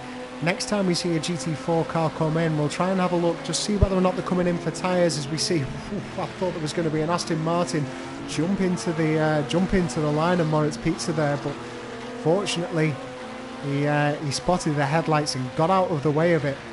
See that gap now between first and second? We're within a 1 second difference, so this is definitely going to definitely play a factor as we come through the straight here on the approach to Blanchimont. Whether or not that gap's going to close down, approaching the chicane, and then of course we have got the long straight section through Eau Rouge, Rodillon, and the Kemmel Straight. So we might well see a challenge being made by Moritz Pizza on Bruce Law in this next lap. We'll jump back over to trackside and try and get a good view of it. Yeah, there was some clever driving there as the guys came through that section. As we were saying previously about maintaining lines, albeit that wasn't necessary for for a blue flag to be observed. It was probably the safest move. So well done to the guys involved with that. Yeah, I think it was a late spot from the yellow Aston Martin. I'm not sure which driver it is. It might be Rocket Holmes, actually. Don't quote me on it. Actually, no, he just came out of the pit, so I'm not sure who it was. We'll hopefully try and catch that up later. But looked as though he was about to move back onto his line as expected, but saw that LMP2 was on the outside. As we see Bruce Law there getting a little bit wide, almost opening the door there for Moritz Pizza. Looks as though Bruce is having to go defensive, but Moritz is right up his exhaust pipes now. He's going to have to try and back it off, make sure that he maintains his line, but is he going to have an opportunity through the double left-hander? Really tricky car this in the GT4s, but the high downforce of these LMP2s mean that you can pretty much take it flat. It looks as though Bruce has managed to make up a little bit of distance back, but we are coming up through one of the tighter and faster sections with traffic approaching. I think that might be all U82. That's just being passed by both drivers. They both managed to get through clean, so not much time lost there by the two LMP2 cars. We'll jump back into the chase cam and try and see if this lead gets eaten up.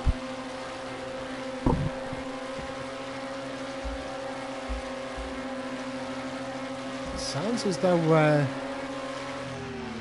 Moritz is actually a little bit short in terms of his gear ratio there. He wasn't approaching the limiter. That could well just be so that he can try and maximise any slipstream that he can get and extend that through. Unable to capitalise though that time around, and these two set themselves up to battle for one more lap without any changes, as we see Bruce Law there getting a little bit too much curb on the exit of the source. Running slightly wide, doesn't appear to have cost him though. See both drivers pretty much nailing Eau Rouge. It looked as though Moritz was going to go a little bit wide, but he managed to track it back. That might have just been a little bit of a drop in frame rate on my side. I think this just goes to show as well that Bruce Law not rising above the challenge of Moritz, keeping to his game plan. Let's have a look at the fuel load. So Moritz Pizza currently on 34 litres worth of fuel, Bruce Law on 13, so that has stayed pretty much the same with around about 21 litres difference between the two drivers. Moritz has burnt off a couple of extra litres, but it's definitely been worth it as he rides the back of Bruce Law.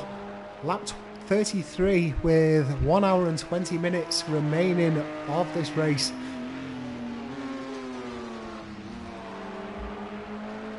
Remember, folks, we are trying to collect money for a very good cause in tonight's race. You will find details within the comments section of how you can donate.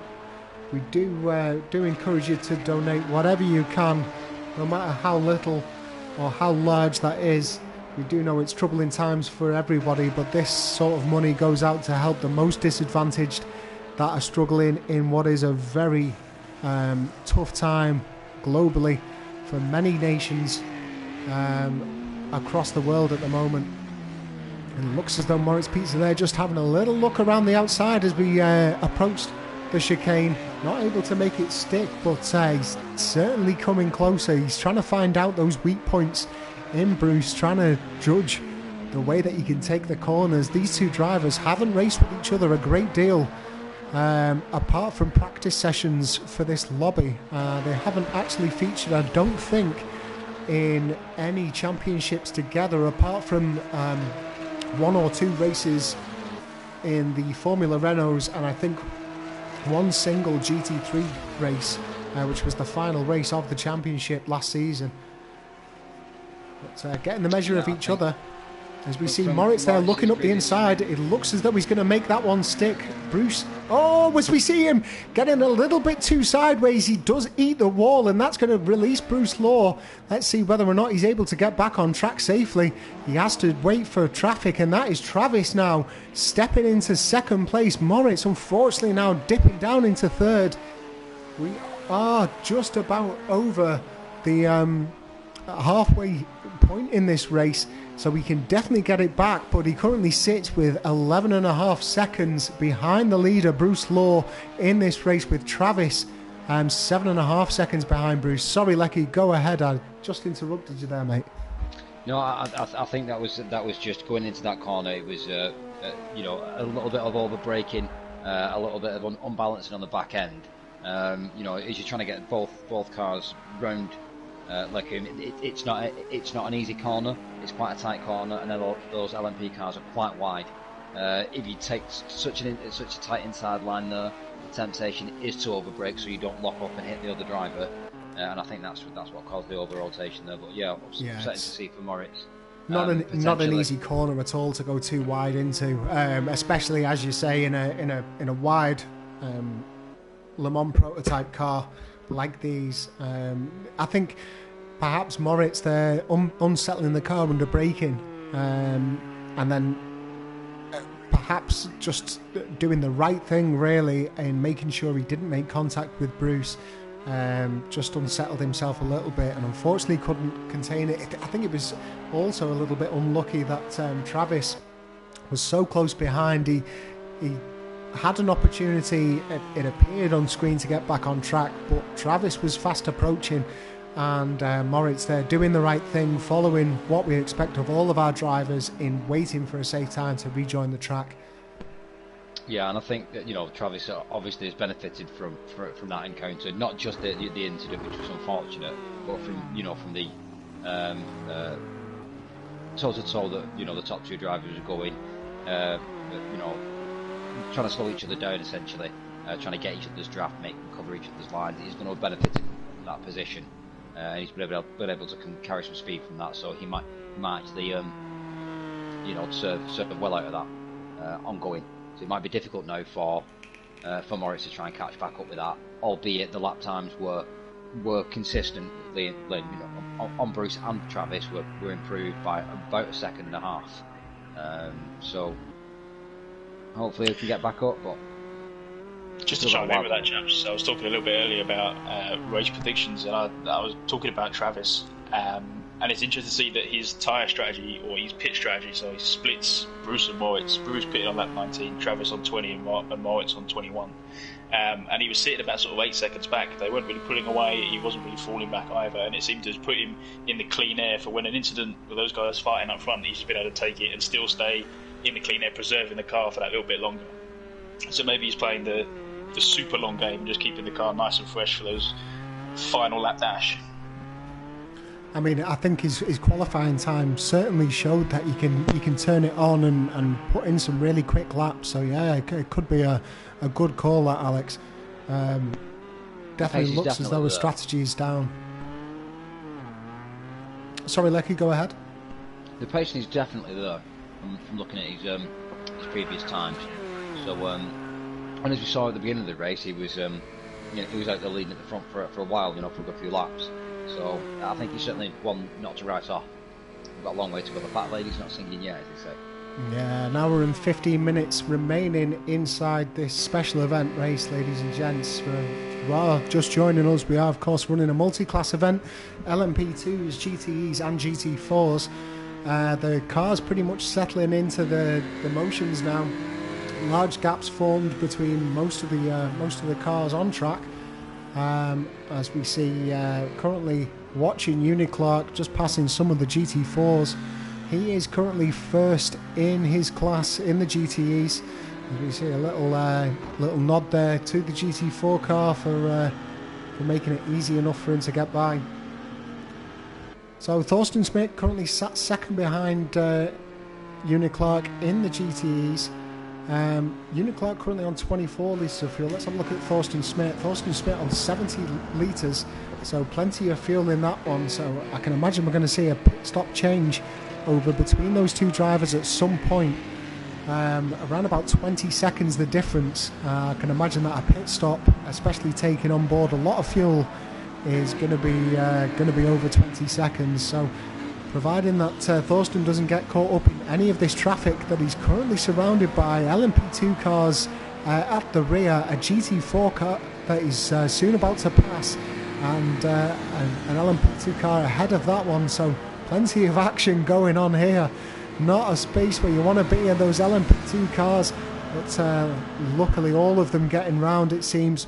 Ooh, as we see Thorsten Schmidt there getting very close to the back of an LMP2, flashing his lights, I think in aggravation as those LMP2 cars come in. Looks as though Bruce is now in with 1 litre of fuel remaining, so he's going to slip back now with behind Travis. He's got 17 litres of fuel remaining in his car. Moritz Pizza, I can imagine he's going to have around about 20. Yep, 21 litres, I beg your pardon, of fuel remaining in his car. So we're going to see an all change over the next few laps, I think, between the LMP2s. And Moritz Pizza not far away. I mean, he's 2 seconds away from the leader. We saw him absolutely eat a wall just coming through Lacombe's in a battle with Bruce Law. Looks as though as well. I think that did wake him up though as he was coming up Port Rouge, because that was threaded like a needle into Port Rouge. It wasn't. I mean, the lap time he's putting in now, he's taken away 2.5 seconds away from the rest of the field last time around. Now, whether or not Travis is preserving fuel or managing to maintain tyres, I'm not sure, but Moritz is throwing that hammer down at the moment, trying to make up that time that he lost. Doing so really effectively as well.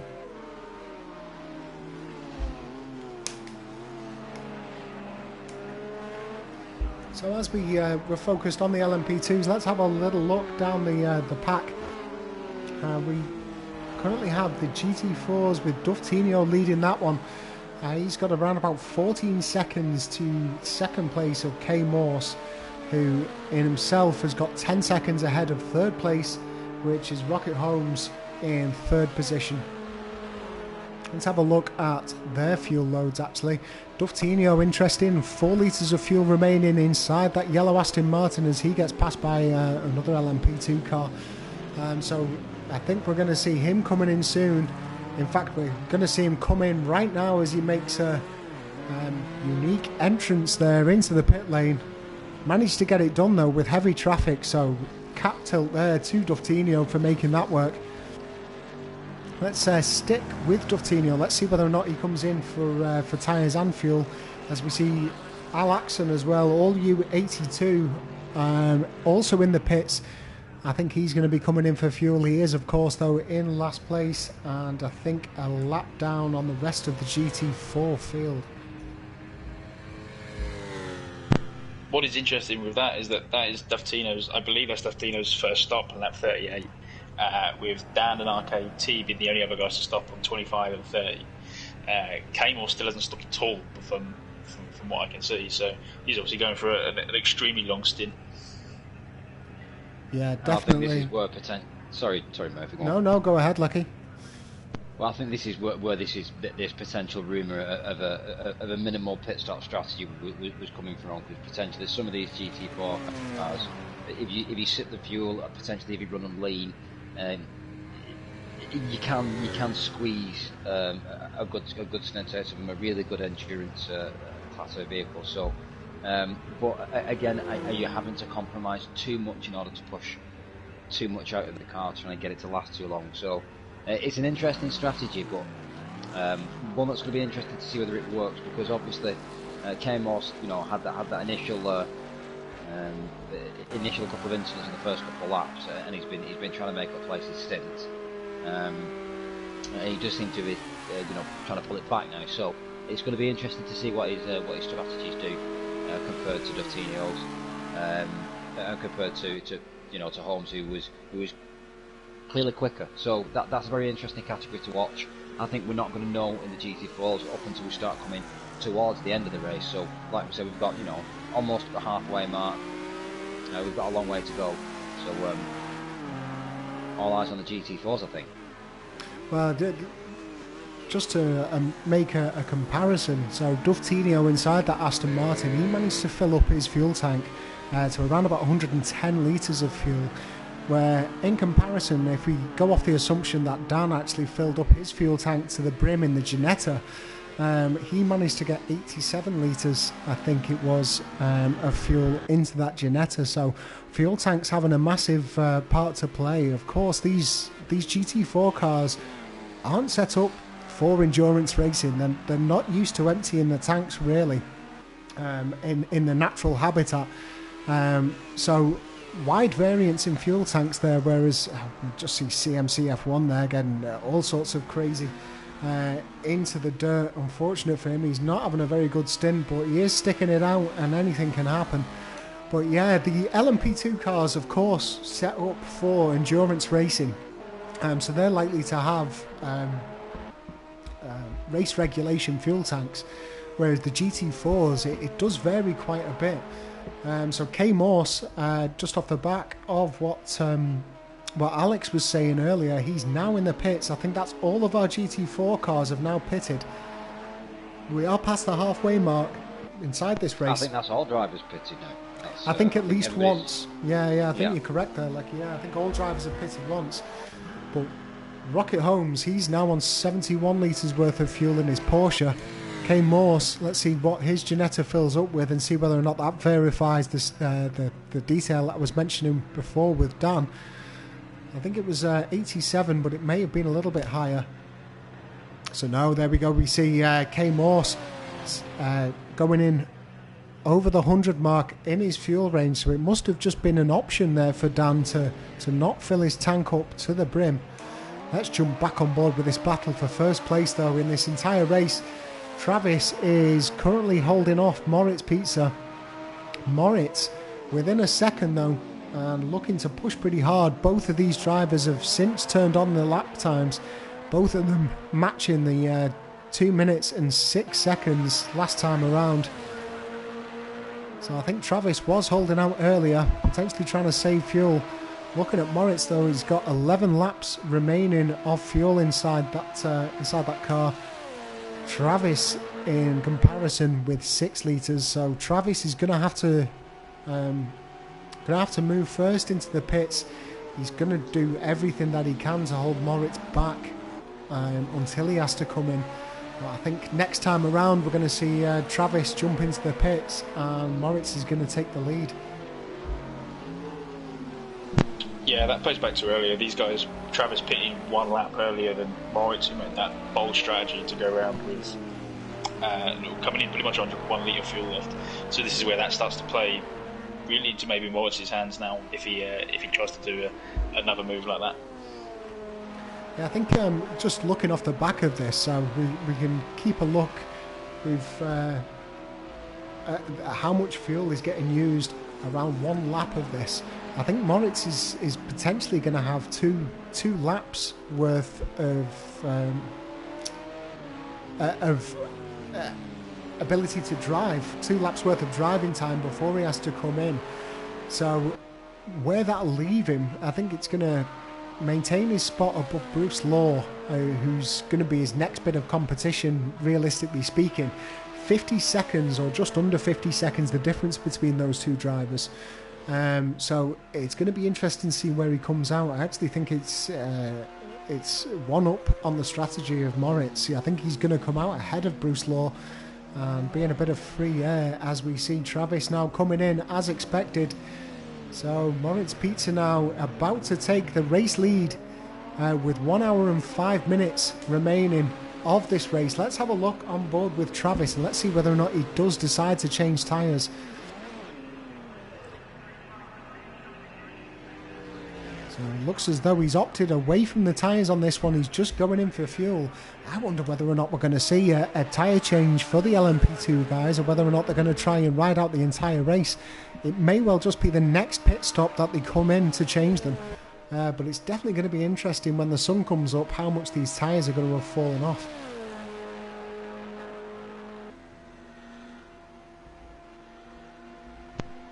So just to mention there, just whilst I'm looking at the stats in the background, we've just hit over halfway point, I believe, of our race, and I believe we've just hit over halfway point in our target for the donations. So a real big thanks to everybody that's donated so far, and keep the donations coming. Let's see if we can hit that target. Yeah, thank you very much to all of those that have donated. If you are able to, you will find a link inside the comment section of the YouTube stream. Click onto that and donate to what will be a worthy cause for millions of people around the world. Small differences definitely making a large impact on the grand scheme of things. So thank you very much to everybody that has donated, and thank you very much for sticking with us here. Without much motorsport available like we were all expecting, with race seasons beginning, hopefully enjoying this fantastic action that we're bringing you here in this special event. So let's have a little look at what we have available to us in terms of drivers. So Moritz, as I say, he's a pretty new driver in the Rubbins racing community. He's definitely raced in plenty of places before us, that's for sure. I think he continues to do so. German national. I think he might well be I'm just trying to think about where he's from. I actually don't know which region of Germany, but been racing on project cars too for quite a while. Usually a GT3 driver, also enjoys GTEs and LMPs, driving on a Logitech G29. So he's locked in on that one. Obviously had plenty of time to home his settings because he's been absolutely beasting it tonight. After what was a considerable crash, which caused him a lot of time, he's currently 50 seconds ahead of Bruce. He will be coming in for a pit stop next time around though. So we'll see how much time gets lost with that. I imagine that it's going to be pretty close to see the release on Bruce Law. Of course, takes a long time to fill these cars up with a full tank worth of fuel. Yeah, Moritz is a proficient driver, again not been with Rubbins Racing long, but has already racked up a win last season in GT3, so you know, he's going toe to toe with one of our renowned drivers, you know, Bruce Law, who we know is quick, but again, Moritz is a capable driver though, so, and like you said, a jack of all trades by the looks of it, races in many different classes. And his preferred one being the GT3, so, which I would have thought, considering that GT would have been a you know, a reasonable jump to go from GT3s rather than the LMP2s. So interesting to see him choose the high downforce choice here. He does race LMPs again, and like I say, my first encounter with Moritz was actually in the Formula Renaults, and you can tell he knows how to drive a high downforce car, so I think but I think obviously he knows his ability more than us. He's been driving with himself a lot longer than he's been driving with us, and he knows that downforce is key to his success. As we see him now coming into the pits, let's keep an eye then on Bruce Law, and that gap start to get less and less. I think looks as though Bruce has managed to do enough to leapfrog him in this one, but Bruce with 45 litres worth of fuel remaining, that's not going to be enough to complete this race. So this race definitely not over yet. Bruce Law been with us for a long time as well, driver from Cheshire, and loves pretty much anything to do with downforce. We see him competing with the best in the GT3s. He's also had some features within the Formula Renault races throughout this season, and the LMP2s. Fantastic. I believe he's a Formula Renault champion, isn't he? He is indeed. He is indeed our Formula Renault champion. And by quite a margin as well. I think it was the way that the races panned out towards the end of the season. Unfortunately, our second place driver having a bit of a mare. So shout out to you, Lee. I know that you'll be watching, and I know he won't mind me saying that, but yeah, really consistent driver, Bruce Law. Knows how to set a car up as well. Been racing in project cars too for quite a while, I think, and has definitely got a master on how to set a car up. Yeah, Lee definitely is out there. He's been following us on stream. He's been rooting for all the guys, and he's been shouting Nicky's praises. So thanks for watching, Lee.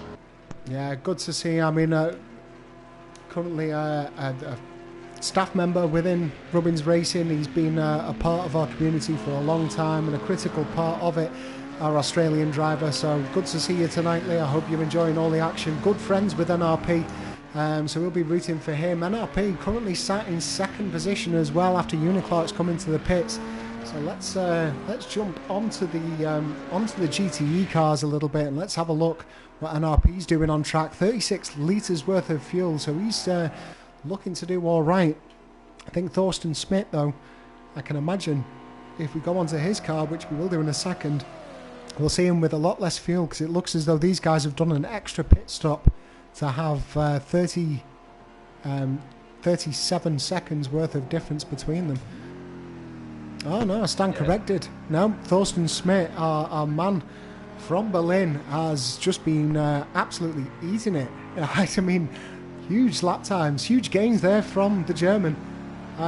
Really consistent driving for him to secure his top spot in the GTE class. I know his father will be watching as well, so guten Abend to him. Nice to see you tuning in for all of his races, Thorsten Smits.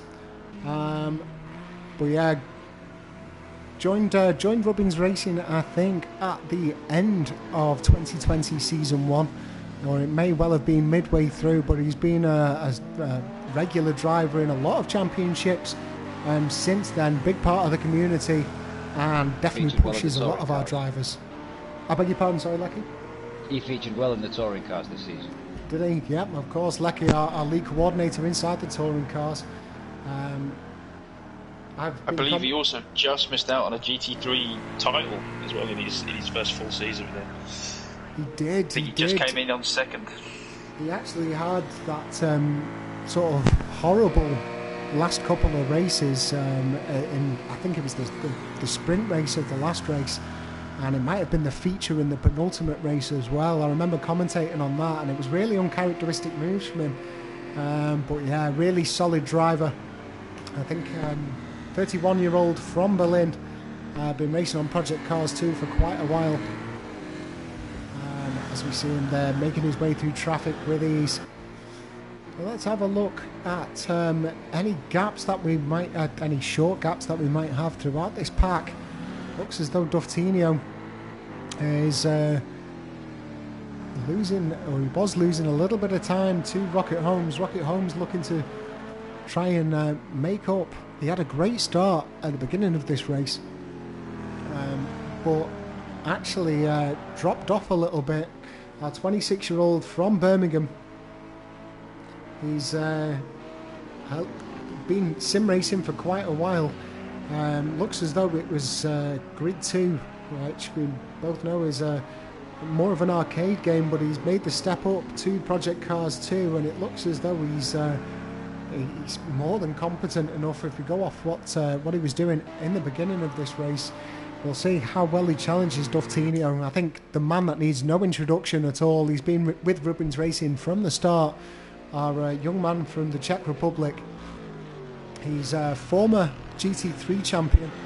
He didn't have the best of seasons throughout Season 2, but he definitely improved through Season 1, but he definitely improved through 2020 Season 2, managing to bring himself back into his favoured Lamborghini Huracan.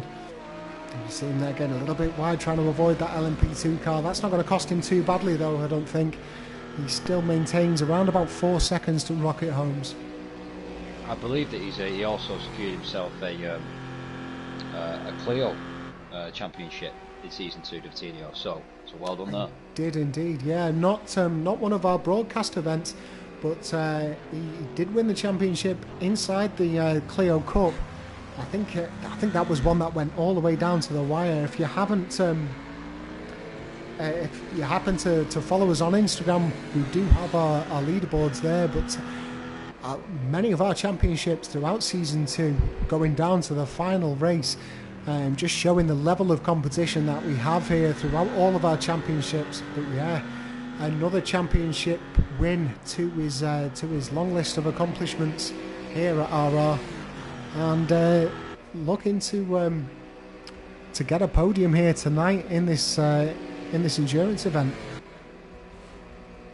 So back up top, Bruce Law has extended a 9.3 second, well it's actually 9.5 now to lead to Travis. I imagine that Bruce is going to be coming in for fuel relatively soon. Let's have a look and a jump on board with him after we've seen this action on board with Duftinio. Yeah, Duftinio there having a little bit of company through Lacombe, and he's still got company now up the inside in the form of Rocket. In fact, that can't be Rocket Holmes, can it? Let's have a look. It is indeed.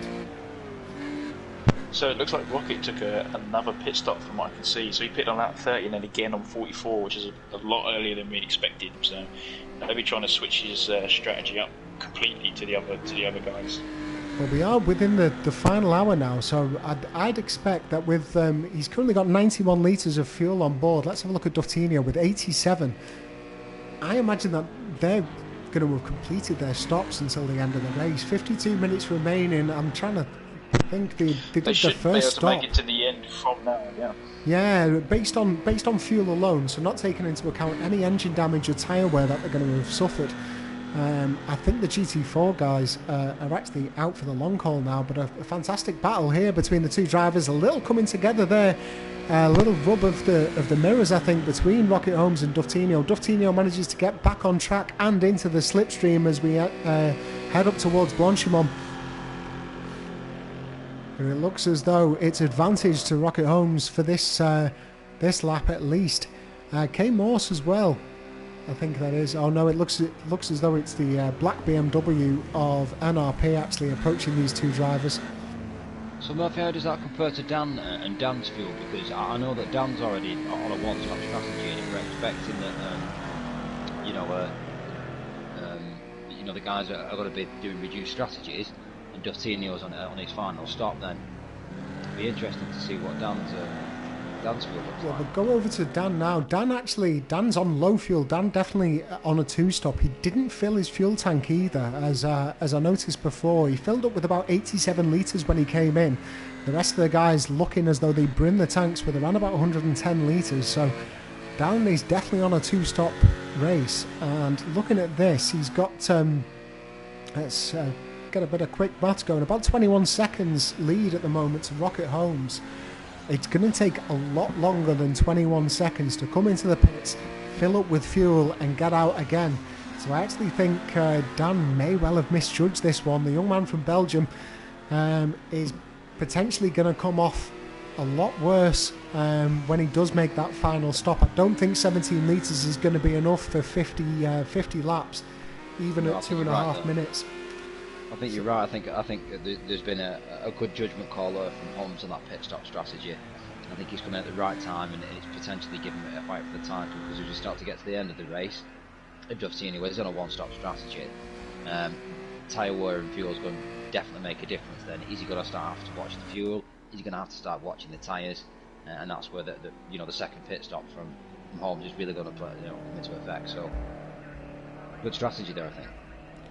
Yeah, I'm not sure who's making our split times on the leaderboard at the moment. It's showing that the difference between NRP and Stew Ball is next to nothing on this one. Obviously need to invest in better clocks, because we can see from the stream that NRP is all on his own out there in the dark.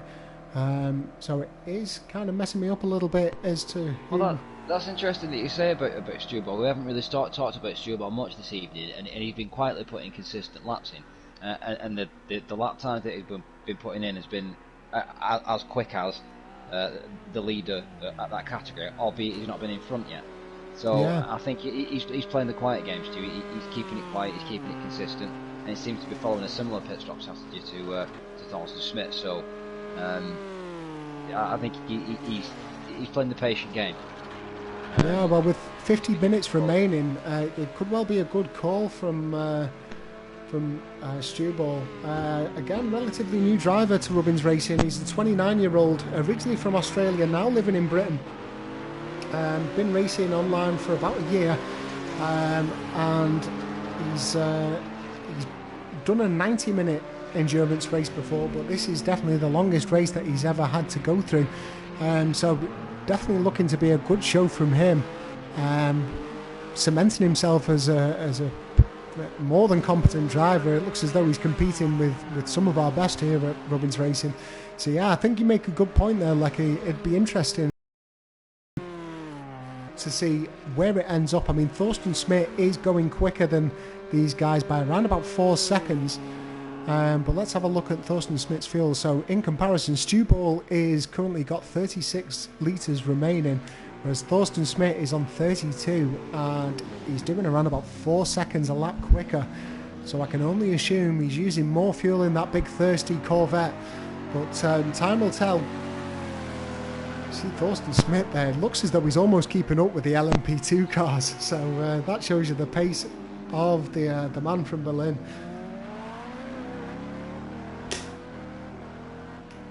The other thing, just to jump back to Stew Ball's strategy, he's actually only pitted once so far, so pitted on lap 30, which should see him potentially make it all the way to the end, if not very, very close on his current strategy. Everyone else has pitted twice except Nicky. NRP, who's pitted on lap 26, so both of those guys may be looking to extend this stint right the way to the end and do a last sort of dash and go, make up some time.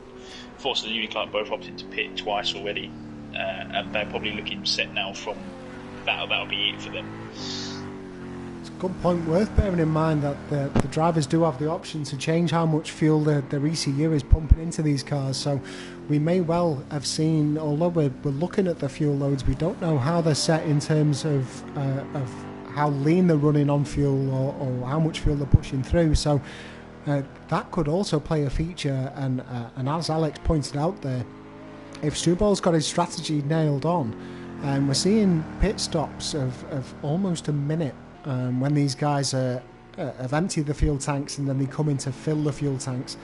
So whether or not they reset the pit strategy whilst they're driving the car, which is pretty hard to do, no matter which wheel you're running, just to try and keep your concentration and make those adjustments via your wheel to set less fuel in. We can only assume that these guys are going to come in for the final stint and have to succumb to a large pit stop just as they fill up the car with fuel that they're never going to use.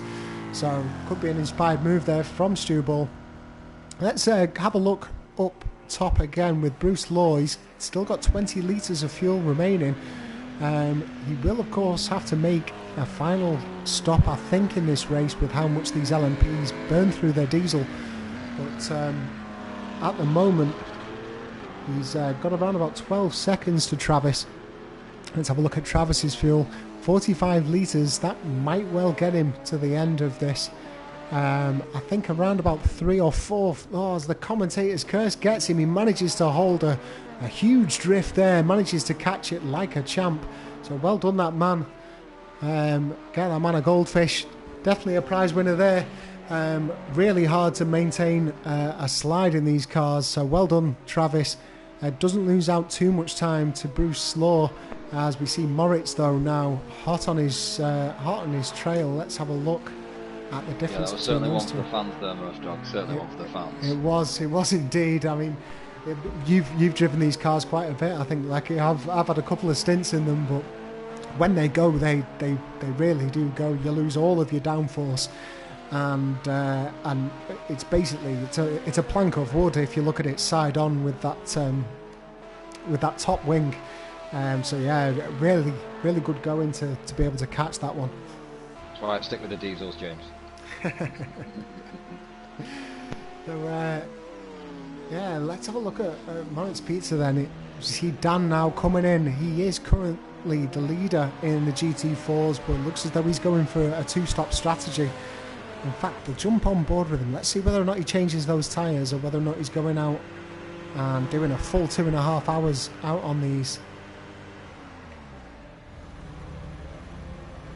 Nope, he opts in to just come in for fuel and any damage repairs, so we'll jump off with him. We're about to see him start jumping down the order, so Rocket Holmes now goes into first place, so does Stuftinio. He leapfrogs him into second. I think we're about to see K Morse as well come over the top of him, so unfortunate from the young man from Belgium. He just didn't quite get it locked in terms of his strategy, opting for the 2-stop, and I think it's going to come round and bite him on the backside with 43 minutes remaining inside this race. So Bruce Law tops out the LMP2s. He's got 16 seconds to Travis in second, who is currently being challenged by Moritz Pizza. So that's around about a 2-second gap, judging from the boards.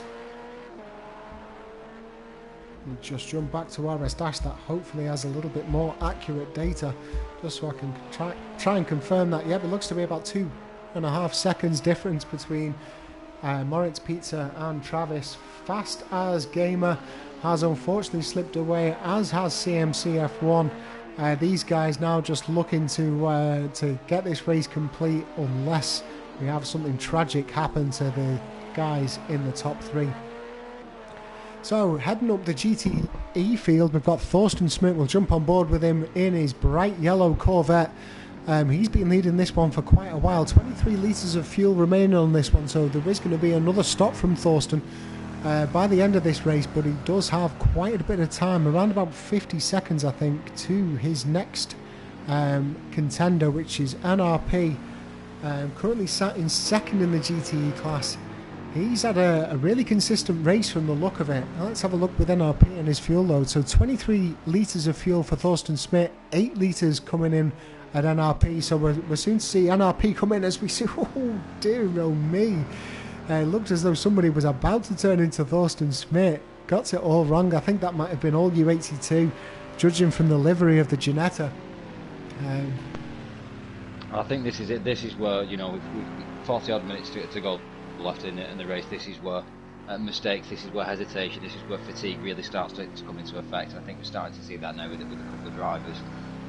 Play that into you know, tyre degradation, and a couple of the guys, you know, obviously if they are slightly running off track and they are getting dragged off track, you've got to think about the debris that's coming back on with it, some of the gravel and some of the mud that comes on, and that affects, you know, lap times, especially on degraded tyres. So yeah, for sure. Like, worth a really valid point that where people have gone out into the runoffs, into the gravel, and brought gravel back on track. That is going to unsettle the car, only by margins, but it's margins that'll cause these guys, especially when they're mentally fatigued after all of this concentration, to make mistakes. But we are entering, especially in the dirty air as well. I mean, if you get one of the LMP cars, even behind you know, one of the slower vehicles, and he's in a bit of a you know, there's some kitty litter that's been brought back on, and he's in the dirty air. You put those two back together, and it's almost like a black ice situation. Yeah, it certainly does unsettle the car. You see Moritz Pizza looks as though he's getting a warning from the race director, so that battle between him and Travis is going to continue on for a little bit longer, I think, unless he just takes the time penalty. We don't unfortunately have visibility of time penalties that have been issued at the moment, but if they reach 30 seconds they will have to do a drive-through penalty, so that'll give us a good indication, I think. So we are now entering dawn here at the Circuit de Spa-Francorchamps. Track temperatures are going to start to rise. In fact, the track temperature has already risen ever so slightly, but the ambient temperature is going to come up. It looks as though Moritz takes over Travis due to a slowdown on the exit of La Source, I think it was. So Moritz now stepping into second place, 42 litres of fuel remaining in his car. I think Travis is running with slightly less. Bruce Law having a little bit less, as we see potentially a little bit of a nudge there that's going to put Moritz into the wall. Hopefully he can get back onto track without too much of an issue. Did look as though there was a bit of contact there, under braking from Travis to cause that one, so that might well be one for the stewards. If so, we could well see an additional time penalty there added on. Again, difficult to see, and on the way into Les Combes, again the entrance to that section, that's a chicane section. It's so slippery on the way in. If you're on the inside line, it's so easy to over rotate. But again, from that camera angle, difficult to see if there was contact. So yeah, certainly was hard. Was hard, and of course Moritz did lose it there as well, as he went two abreast with Bruce Law earlier on in the race, as we just went over the hour-and-a-half mark. It'll be interesting to see what comes out of that one, but unfortunate there for Moritz. He was certainly he seemed to make the clean pass, and it looked as though he was about to put the hammer down and try and catch up to Bruce Law.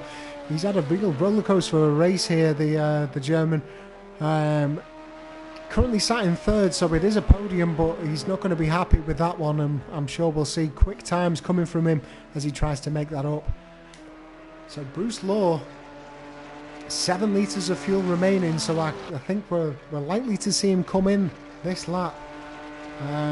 He is of course just starting lap 53 of this endurance race. So I think Bruce has been the first to pit in he's been leading the pit stop strategies throughout this race, certainly in that division and the LMP2s. And again, these are the cars that are overtaking the most. We know this, but yeah, certainly leading the way with his pit stop strategy, and so far getting it right, hitting the nail on the head. So it looks like whatever he's doing with the team in the pit there, that is certainly working for him tonight. If I can hazard a guess as well, I personally struggle to change my pit strategy whilst driving and maintaining speed, but I know that I've seen Bruce being able to do it from replays that he shares on his YouTube channel, that he is able to make those adjustments. So I wonder if he's able to make that adjustment, put less fuel in. It's whether or not he can do the mental arithmetic to make sure that he's got enough fuel to get through this remaining what will be around about 35 minutes after he comes into the pits and stops for fuel of the race remaining. This looks like this is going to be the last pit stop round for the LMP2s as well. Once they make the stop, they should be able to go the last sprint to the end. Yeah, I think we saw them coming in just over the hour mark, didn't we? Perhaps an hour and 10 minutes, the last stop in these LMP2s. It looks as though Bruce is going to chance it for another lap with 4 litres of fuel remaining. We saw him coming in last time as well with 1 lap of fuel. So fingers crossed. I'm sure he'll be doing everything that he can with lift and coast to make sure that he doesn't run out of fuel, because that would be disastrous for him with 36 minutes left to go in this race. I'm sorry, I hate to disagree with you, but with the lap times that Bruce is putting in, I think he's just recently got on the time line and reduced his lap time from 2:05 to 2:04. So as the sun's come up and the track temperature's warming back up again, back up at 80 degrees Fahrenheit now with the track temperature, it looks like those lap times are coming down. maybe it's the fact that the track is warming, it's making those lap times a little bit easier. But certainly it does look like Bruce is still pushing. Oh, he is pushing, but with 4 litres of fuel remaining, I think he might well have to manage that. So 3 litres of fuel at the moment. It looks as though we've just come into the through Brazil into the double left soon. So around about halfway through the lap here, 2 litres of fuel remaining. He's definitely going to be cutting it close, and he may well have to take some measures towards the end of this lap. As we see. Something that is worth keeping an eye on, I don't know if we missed it, is that Stubble is actually running second now in the GTEs, whether that's due to Uniclock and then up pitting, or whether he has just made up the time. But obviously his strategy is starting to play back into his hands a bit. Yeah, I mean, you called that one a lot earlier on. I think it was due to NRP coming into the pits, judging off his fuel load, and potentially not Uniclark. So yeah, it looks as though he's managed to make the move on Uniclark to get that position. But 17 litres worth of fuel. He's going to be definitely cutting it fine. It might have been some expert mathematics to make sure that Stubble can finish this race just within his fuel allowance. 16 litres remaining. He's currently lapping 2:17s with 34 minutes left to go, so it's definitely going to be a close one. As we see Bruce Law now managed to get it through without running out of fuel. So he's next up going to be challenged by Travis. Just bringing up the map on this to see where Travis is. He is going to be leapfrogged by Travis. Travis just about to cross the line, but with 25 litres worth of fuel, I think Travis might well have to make another stop before the end of this race. We'll have to see how that one pans out. Moritz also getting past Bruce Law now, so Bruce Law is going to come behind these 3. So I think it just comes down to who has made the right strategy. Bruce will definitely be out on into the pits for the final time today. He will have filled up with enough fuel to last him through, and it does look as though he managed to make that adjustment. 64 litres of fuel put into that car, so he hasn't wasted any time filling up unnecessarily. Let's jump back to the race between the GTEs. So we saw, as Alex pointed out, that Stu Ball is currently sat in second in this one. Thorsten Smith has pretty much dominated through over half of the race in the GTE classification, but with 9 laps worth of fuel, he is going to be coming into the pit soon, and it looks as though he's got a just less than a minute difference between him and Stu Ball, so we could well see Stu Ball leapfrogging him into the lead, and then Thorsten Smith having to make it count in his final stint on track. Looking down into the GT4s, we've got Rocket Holmes. He's currently heading up that one with Duftinio looking to be behind him. I'm not sure on the difference between that. It looks as though my timing boards are a little bit incorrect. Let me see if RS Dash can give me some more accurate information. No, I'm getting the same readings that you are, but the lap times look consistent with Duftinio just putting slightly quicker lap times in than Holmes at the moment, just under a second in the difference. So I think he is trying to rein him in, but whether that's going to be enough with the gap between them, I'm not sure. Well, RS Dash is actually showing me about 1.8 seconds difference between Rocket Home and Duftinio. So pretty hot battle between those two. Let's have a look on board with Duftinio. Let's see the actual gap in the chase view. So yeah, not much of a difference at all there between the Porsche and the Aston. Classic battle of the classic sports car manufacturers, Porsche and Aston.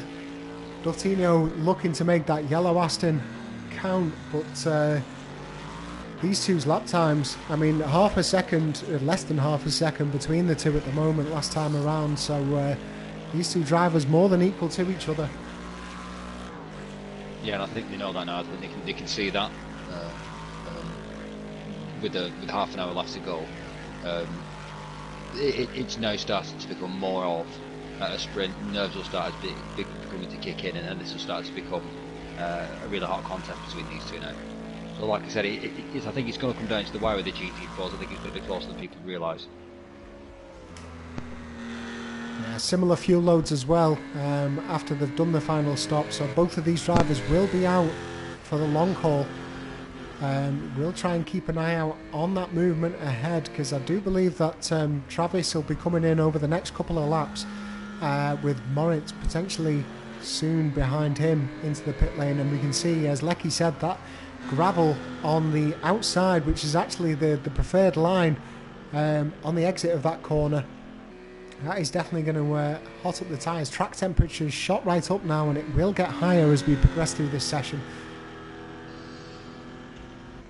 Just want to thank all of our viewers as well that are watching this for sticking with us. If you are able to, remember that this is a charity event and we are raising money for the Global Food Bank. You will find links within the comments section. If you are able to donate, we would appreciate anything that you can do to try and contribute to a worthy cause, to try and help out those that are most vulnerable in this pretty hard time. Also, if you're watching this... On that. Sorry, Rob. Yeah, just on that, we are at currently 65% of our target of £100. So we're making good progress. But yeah, if people can keep those coming in, that'd be awesome. That'd be much appreciated. Thank you very much. And if you are watching this from the YouTube channel, not as a live event, we will keep that link open for you to donate. Anything that you can donate would be appreciated. As we see Rocket Homestead getting very sideways, just managing to catch it into the chicane.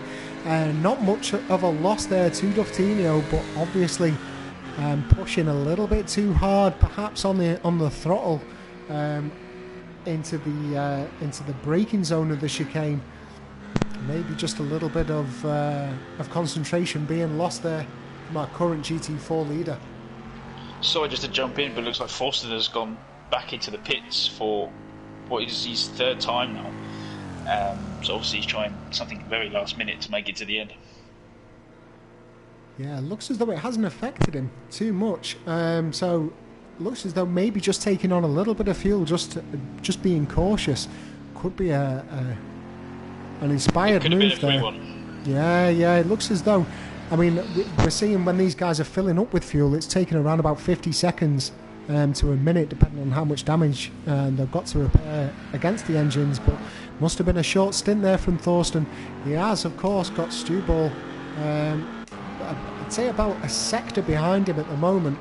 So he's going to have to maintain what has been an incredible pace throughout all of this.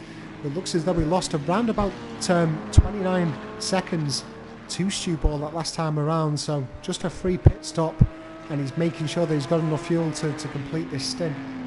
Do you know, Muff Dog, I'm starting to think it wasn't fuel related. I think potentially that was engine damage. I think as the track temperatures warmed up again, it started to affect him more. I think potentially what we might be seeing there is some engine saving tactics. So maybe he didn't get fuel, maybe he just came in, quick pit stop, repaired the engine damage, straight back out again. Could well be, Lecky, could well be.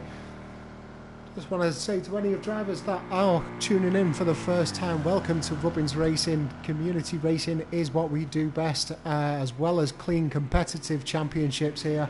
If you are watching for the first time, you own a PS4 and Project Cars 2 and you want to join in the fun, please head on over to www.rubbinsracing.co.uk. You'll find a link in there to be able to join in the fun. You'll get welcomed by a member of our staff team. We'll take you through a quick evaluation and that will get you out on track, whether or not it be in our Hot Lap Challenge or one of our championships or many community races. We'll be glad to see you. Just interestingly, looks as though one of our LMP2 drivers, it was Bruce Law. You may have just seen it in the foreground as we were following Thorsten Schmidt there. Looks as though he actually spun it at the exit of the chicane. So losing a little bit of time there. I mean, we're about to see over the next, I think, 4 laps, Travis and Moritz come in for their pit stops. I think they're currently battling on track. I think they are. Yeah, there's not an awful lot between these guys right now. So lap times do look a little bit dissimilar. So is this a difference in entire worn out. I think both these guys are both due the pit stops. So this could get interesting.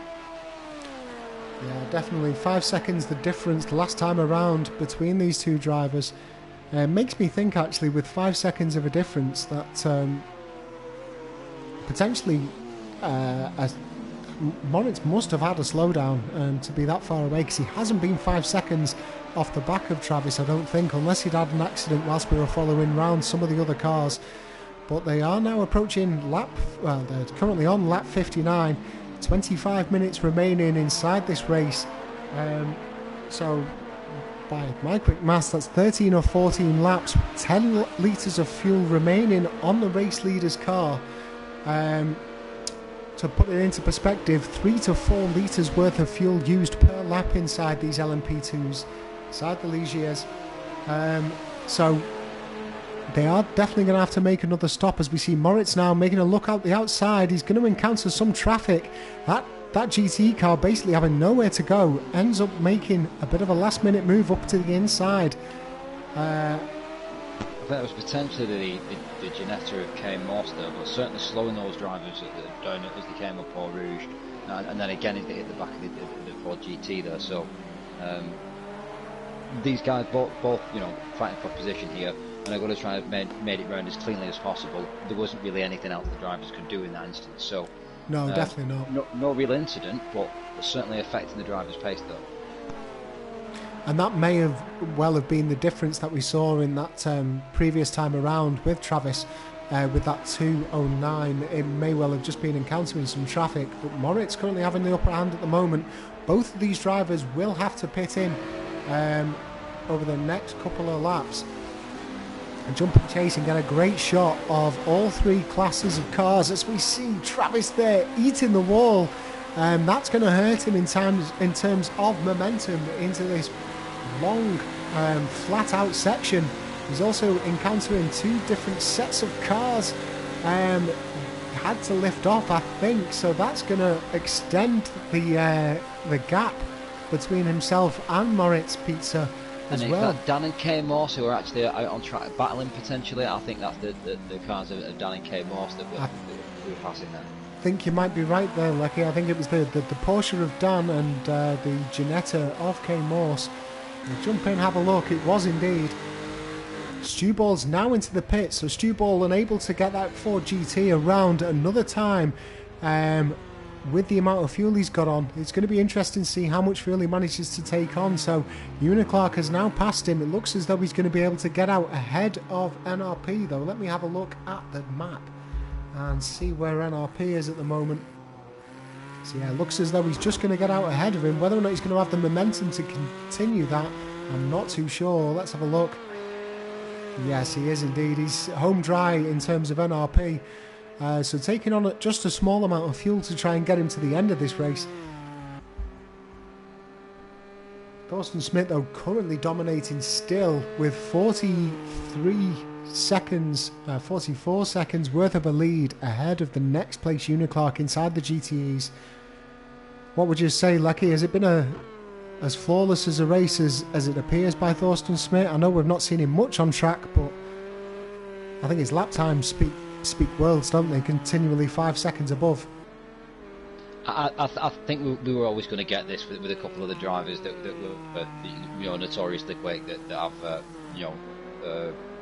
standout races every race. So and I think Thorsten he's one of those drivers. So he may not be a long-standing member of Rubbish Racing, but he's certainly one of the quicker gentlemen, and more importantly, one of the cleanest racers that I know as well. So from racing in the touring cars with him, know full well that he likes to fight hard, but he likes to fight fair. Yeah, most definitely, and that is our mantra here at Rubbins Racing. We do like competitive racing, but it does have to be clean. We do want the best from all of ours. Interesting enough, it looks as though CMCF1 has since retired. Unfortunate for that, he hasn't had the best of races, I'm afraid. Our 37-year-old from the US, he also loves a high downforce car. Been racing for quite a while within Rubbins Racing, and he wants to give a bit of a hat tip to Lecky, who's currently in the pit box in the commentary box with me. I think it was him that first brought him on, and he was mentioning earlier that he's proud to call Rubbins Racing his first home in online racing. We do know that he has a stint in a few other different communities, but he does also want to give a big shout out to his father Dave and everyone else in his real world karting team. So big shout out to Dave, Matt's dad, CMC F1. Unfortunate for him, he didn't have the best of races today, but I'm sure we'll see him again in some of our other broadcasted races very shortly into the next season. I'm sure we will. It's a shame for CMC because, as memory serves, he placed quite well in the Dash for Cash. I think he was actually top 3, which was our special event just before Christmas. So obviously having a bit of a knack for these special event or long style races, it's just a shame to see him not have his day. It is indeed. I mean, anyone that's raced with him as well knows that he's usually very consistent driver, and unfortunately just couldn't quite get it hooked on today. So sad to see him unfortunately not making it to the end of this race, but as I say, we will definitely see him in future, I'm sure of it. Looking back to the rest of the LMP2 field though, Moritz Pizza is still leading this one. He's got 35 seconds now on Bruce Law. It looks as though Travis is short, a small distance behind him.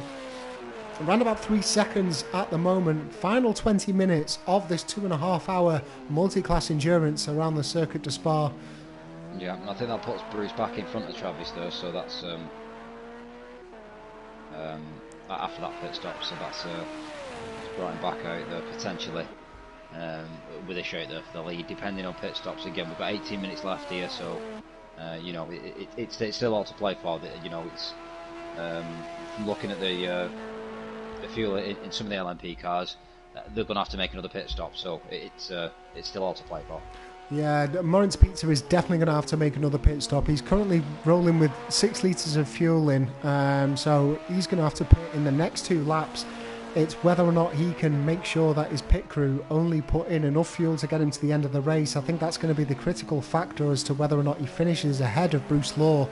I think even with just a drive through the pit lane, it's going to cost you around about 16 to 18 seconds just to get through the pit lane entry to the pit lane exit, and he currently has about 35 seconds to Bruce Law, so it's going to be cutting it close. And we do know that these guys are putting in very equal lap times at the moment. Bruce Law actually matching Moritz's lap time, in fact bettering it last time around with more fuel on board, so that's worth bearing in mind as well. Indeed, yeah, and the lap times they're pulling now are not dissimilar to what they were pulling, you know, in qualifying lap times. You know, we were talking, okay, the fastest was high 203s, low 204s, but we're only looking at 205s now from the guys in LMP. So, you know, that's been consistent. Looking at Nicky and Stu's lap times, again, 218, 217s across the board. That's been consistent throughout this race, including during the evening. I think potentially the GTs, the cars that dropped off the least, that were affected the least by the drop in track temperatures. So again, those 2 guys, and to be fair, just talking about Nicky, interesting to see how many pit stops Nicky's actually had, because I think currently Nicky's on a one-stop strategy, if I'm not mistaken. I think we might have potentially missed one stop earlier in the middle of the race. But if we could just check his fuel load, we'll be able to see. But yeah, according to our working out, you're looking like he's trying to make a one-stop work, which could play dividend, to be fair. So I've switched over. There is a slight delay to the rest of our commentators, but we're on board with Nicky now. He's currently got 56 litres of fuel left. That is going to be enough to finish this race in that BMW M6.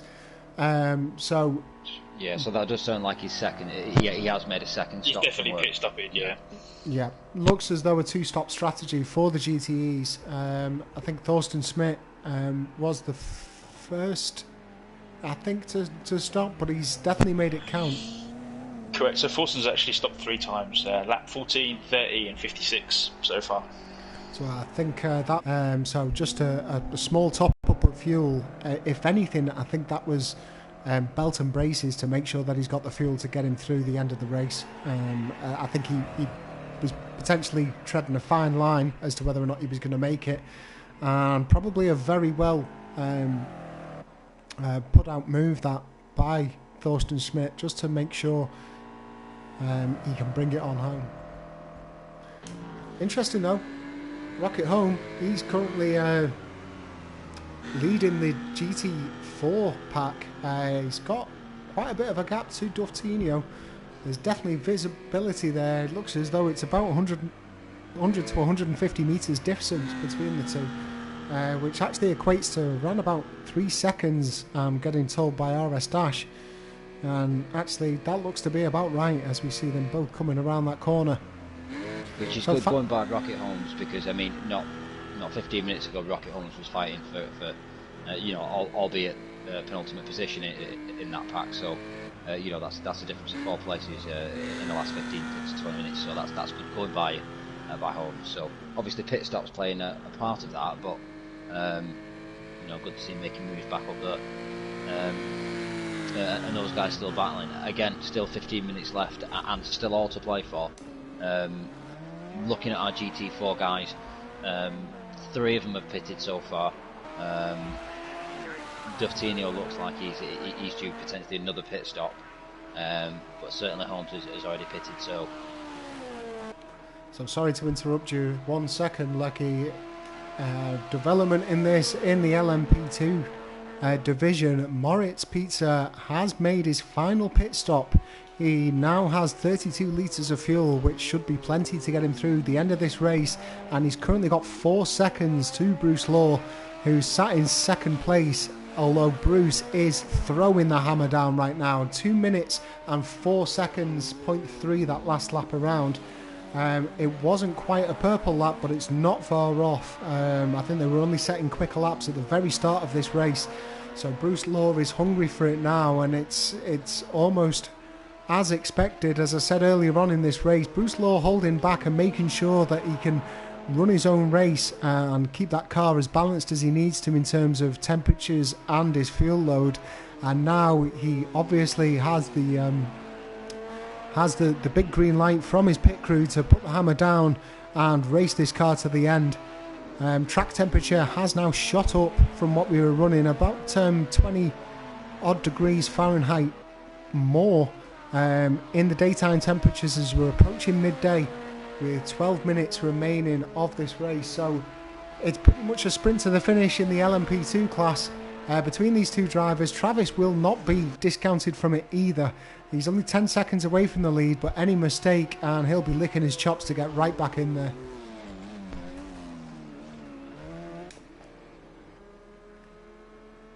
Back on with Stu Ball following him around. It looks as though he's in some clear patch. We'll jump back with Rocket Holmes and Duftinho. This battle for first in the GT4 Championship.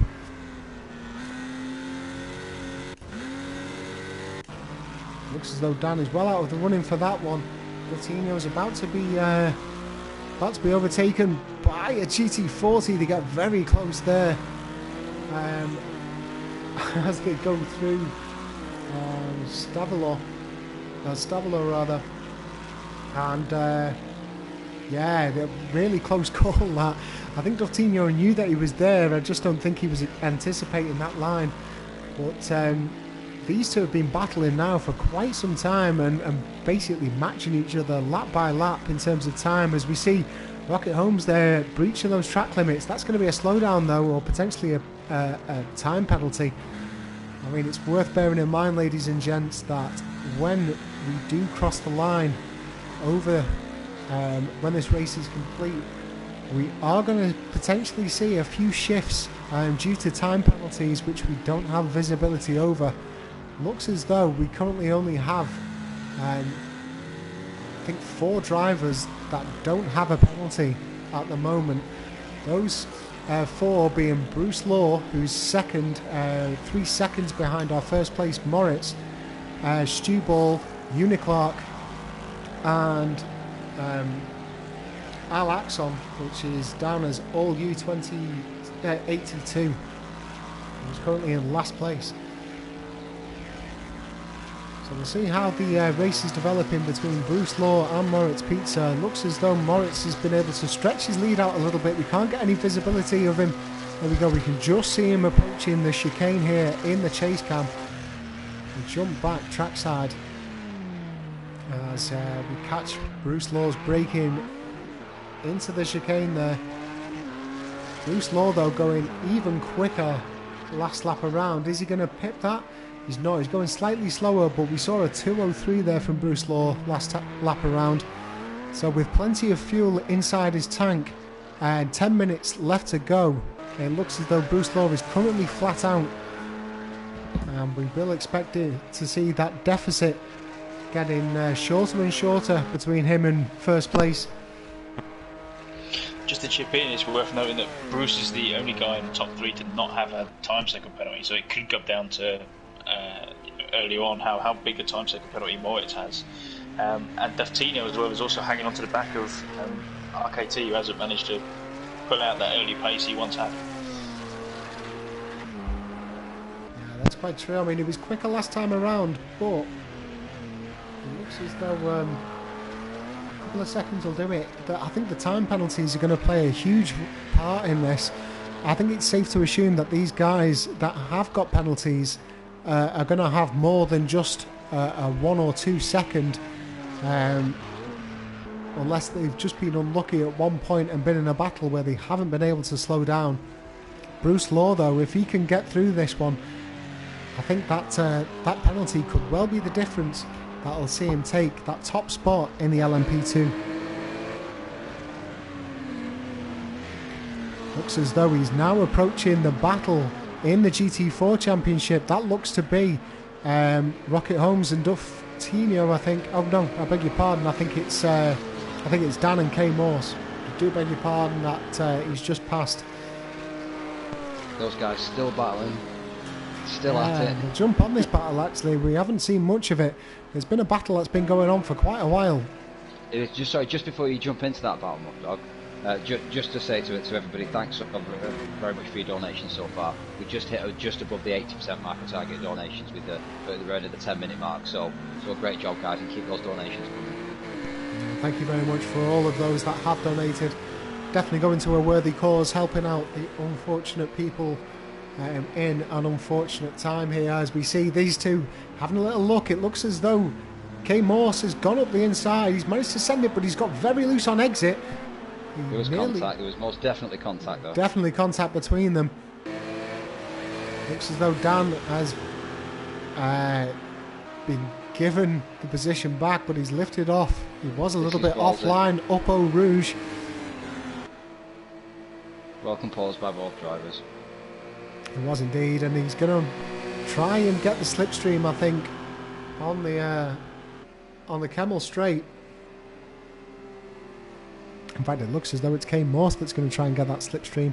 Will we see a dangerous move where we've seen plenty of drivers off-putted as they've gone to abreast? Not this time around.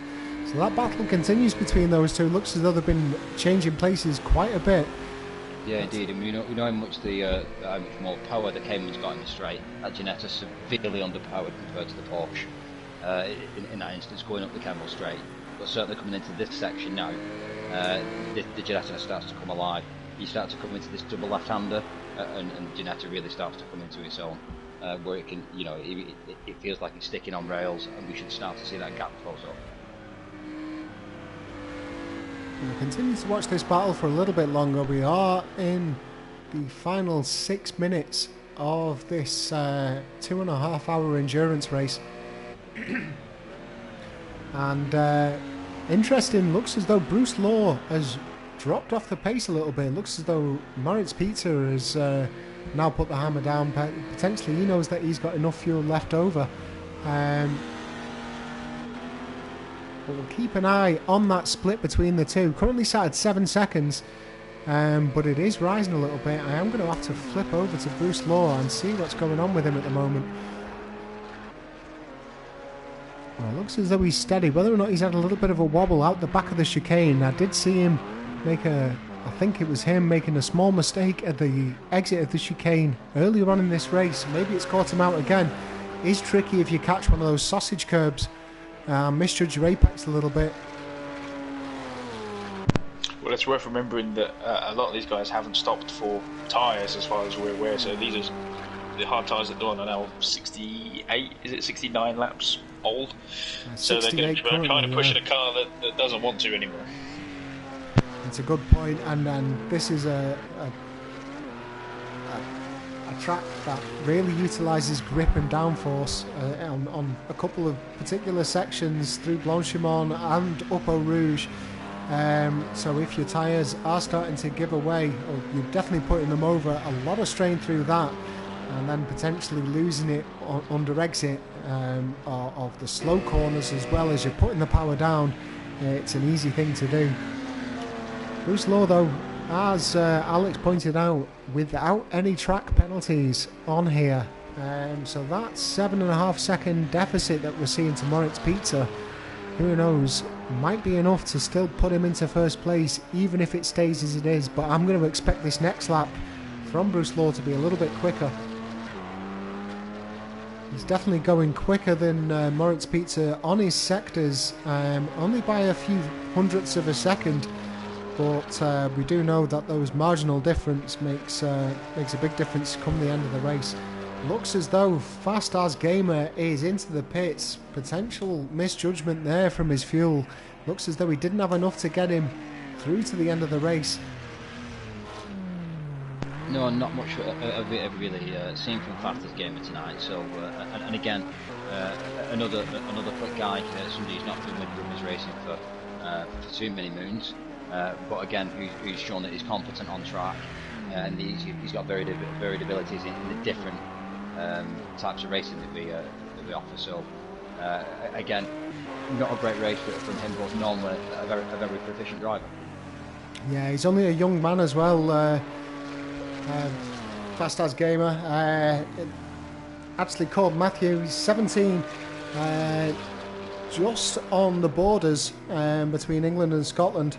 He actually, his favourite car, he says, is the Formula Renault, and if I'm honest, it really shows. I was there for his debut race in the Formula Renault at Robbins Racing, and he really gave Bruce Law a run for his money. In fact, he's given Bruce Law a run for his money in every race that he's been in. So I think a couple of misjudgments and mistakes have cost him the battle between them in this particular race. But yeah, really competent driver, and only a young man as well at 17, but a great addition to the Robbins Racing lineup, that's for sure. I think quickly he's going to get himself dubbed the Mini Bruce. So most definitely. I mean, it's interesting. We have drivers young and old here at Robbins Racing. The age difference doesn't make a jot of difference. It all just comes down to skill, ability, and a bit of a passion for it as well, because no matter how good of the driver, as we've seen in some of the professional race car drivers, esports races, since this pandemic has taken hold, it's still easy to make mistakes when you're driving on a sim rig. So yeah, patience. And to lose your cool after some of the most recent simulated events that have been put on. So our guys keeping it clean here. I'm glad to see that. Yeah, most definitely compared to the other night's antics.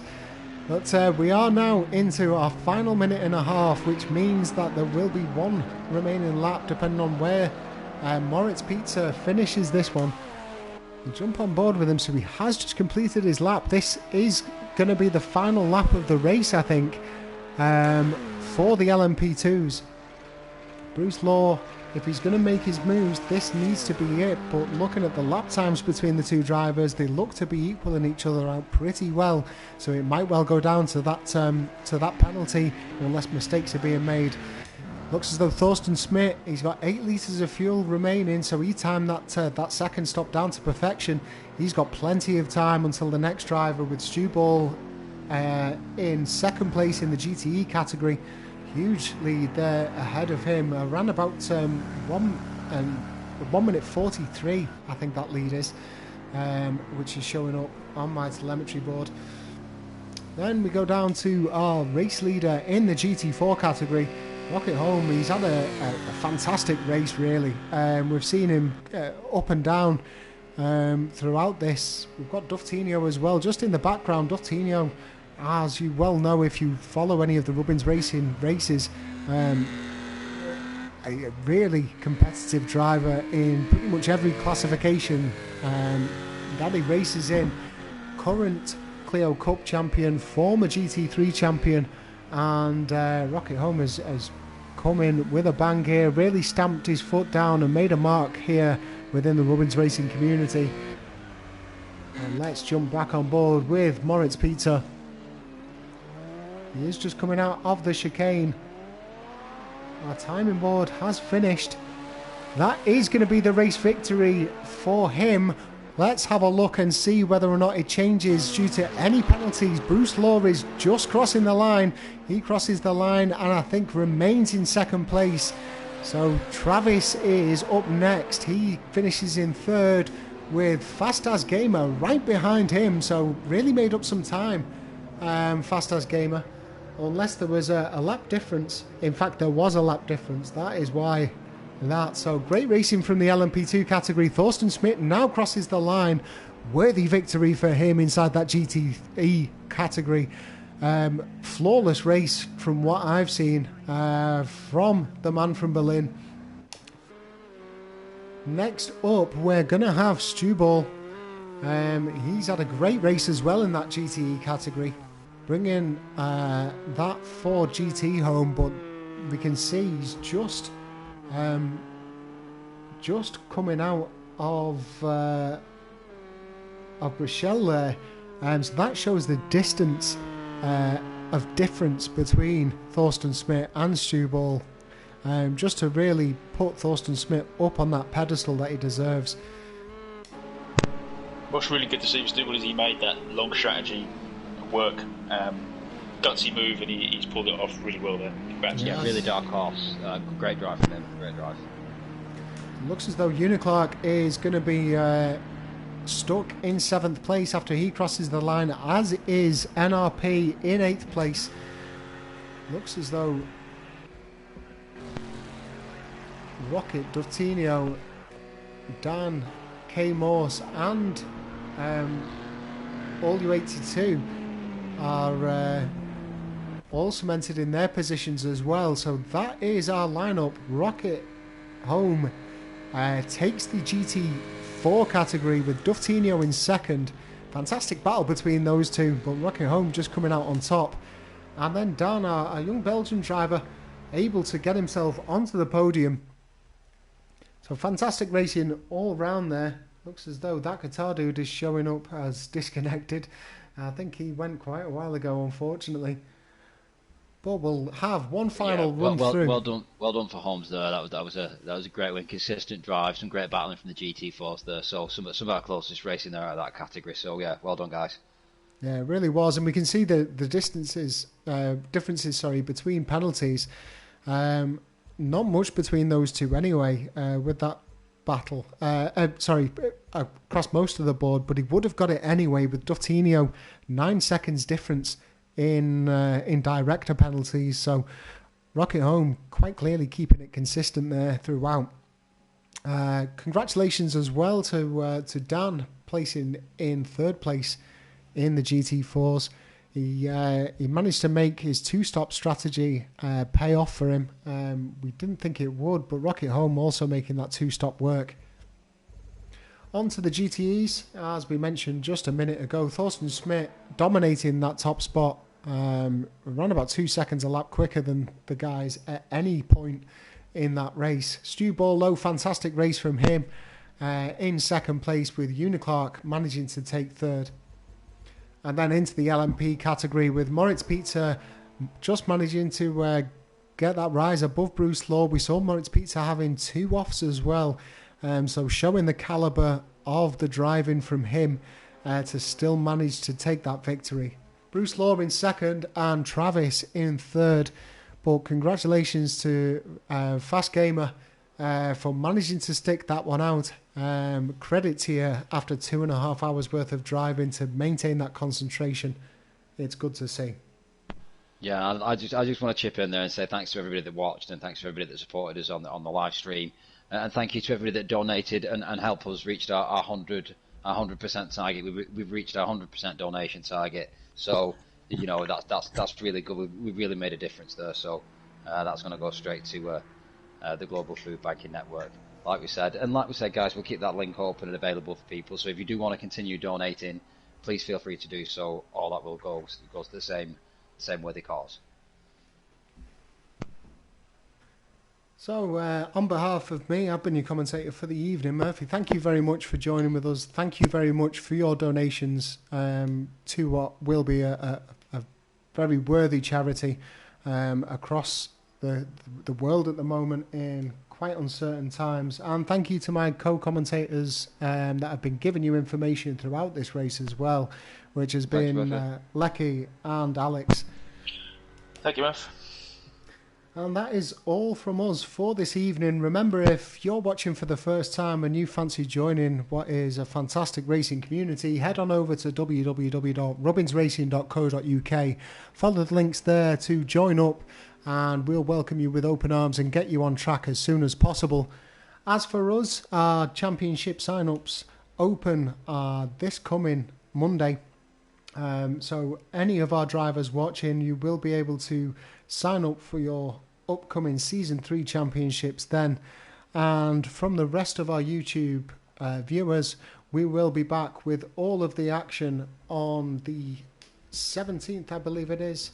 I'm just getting my calendar up. No, I beg your pardon. It's actually the 12th of May with our Robbins Racing Touring Car Championship.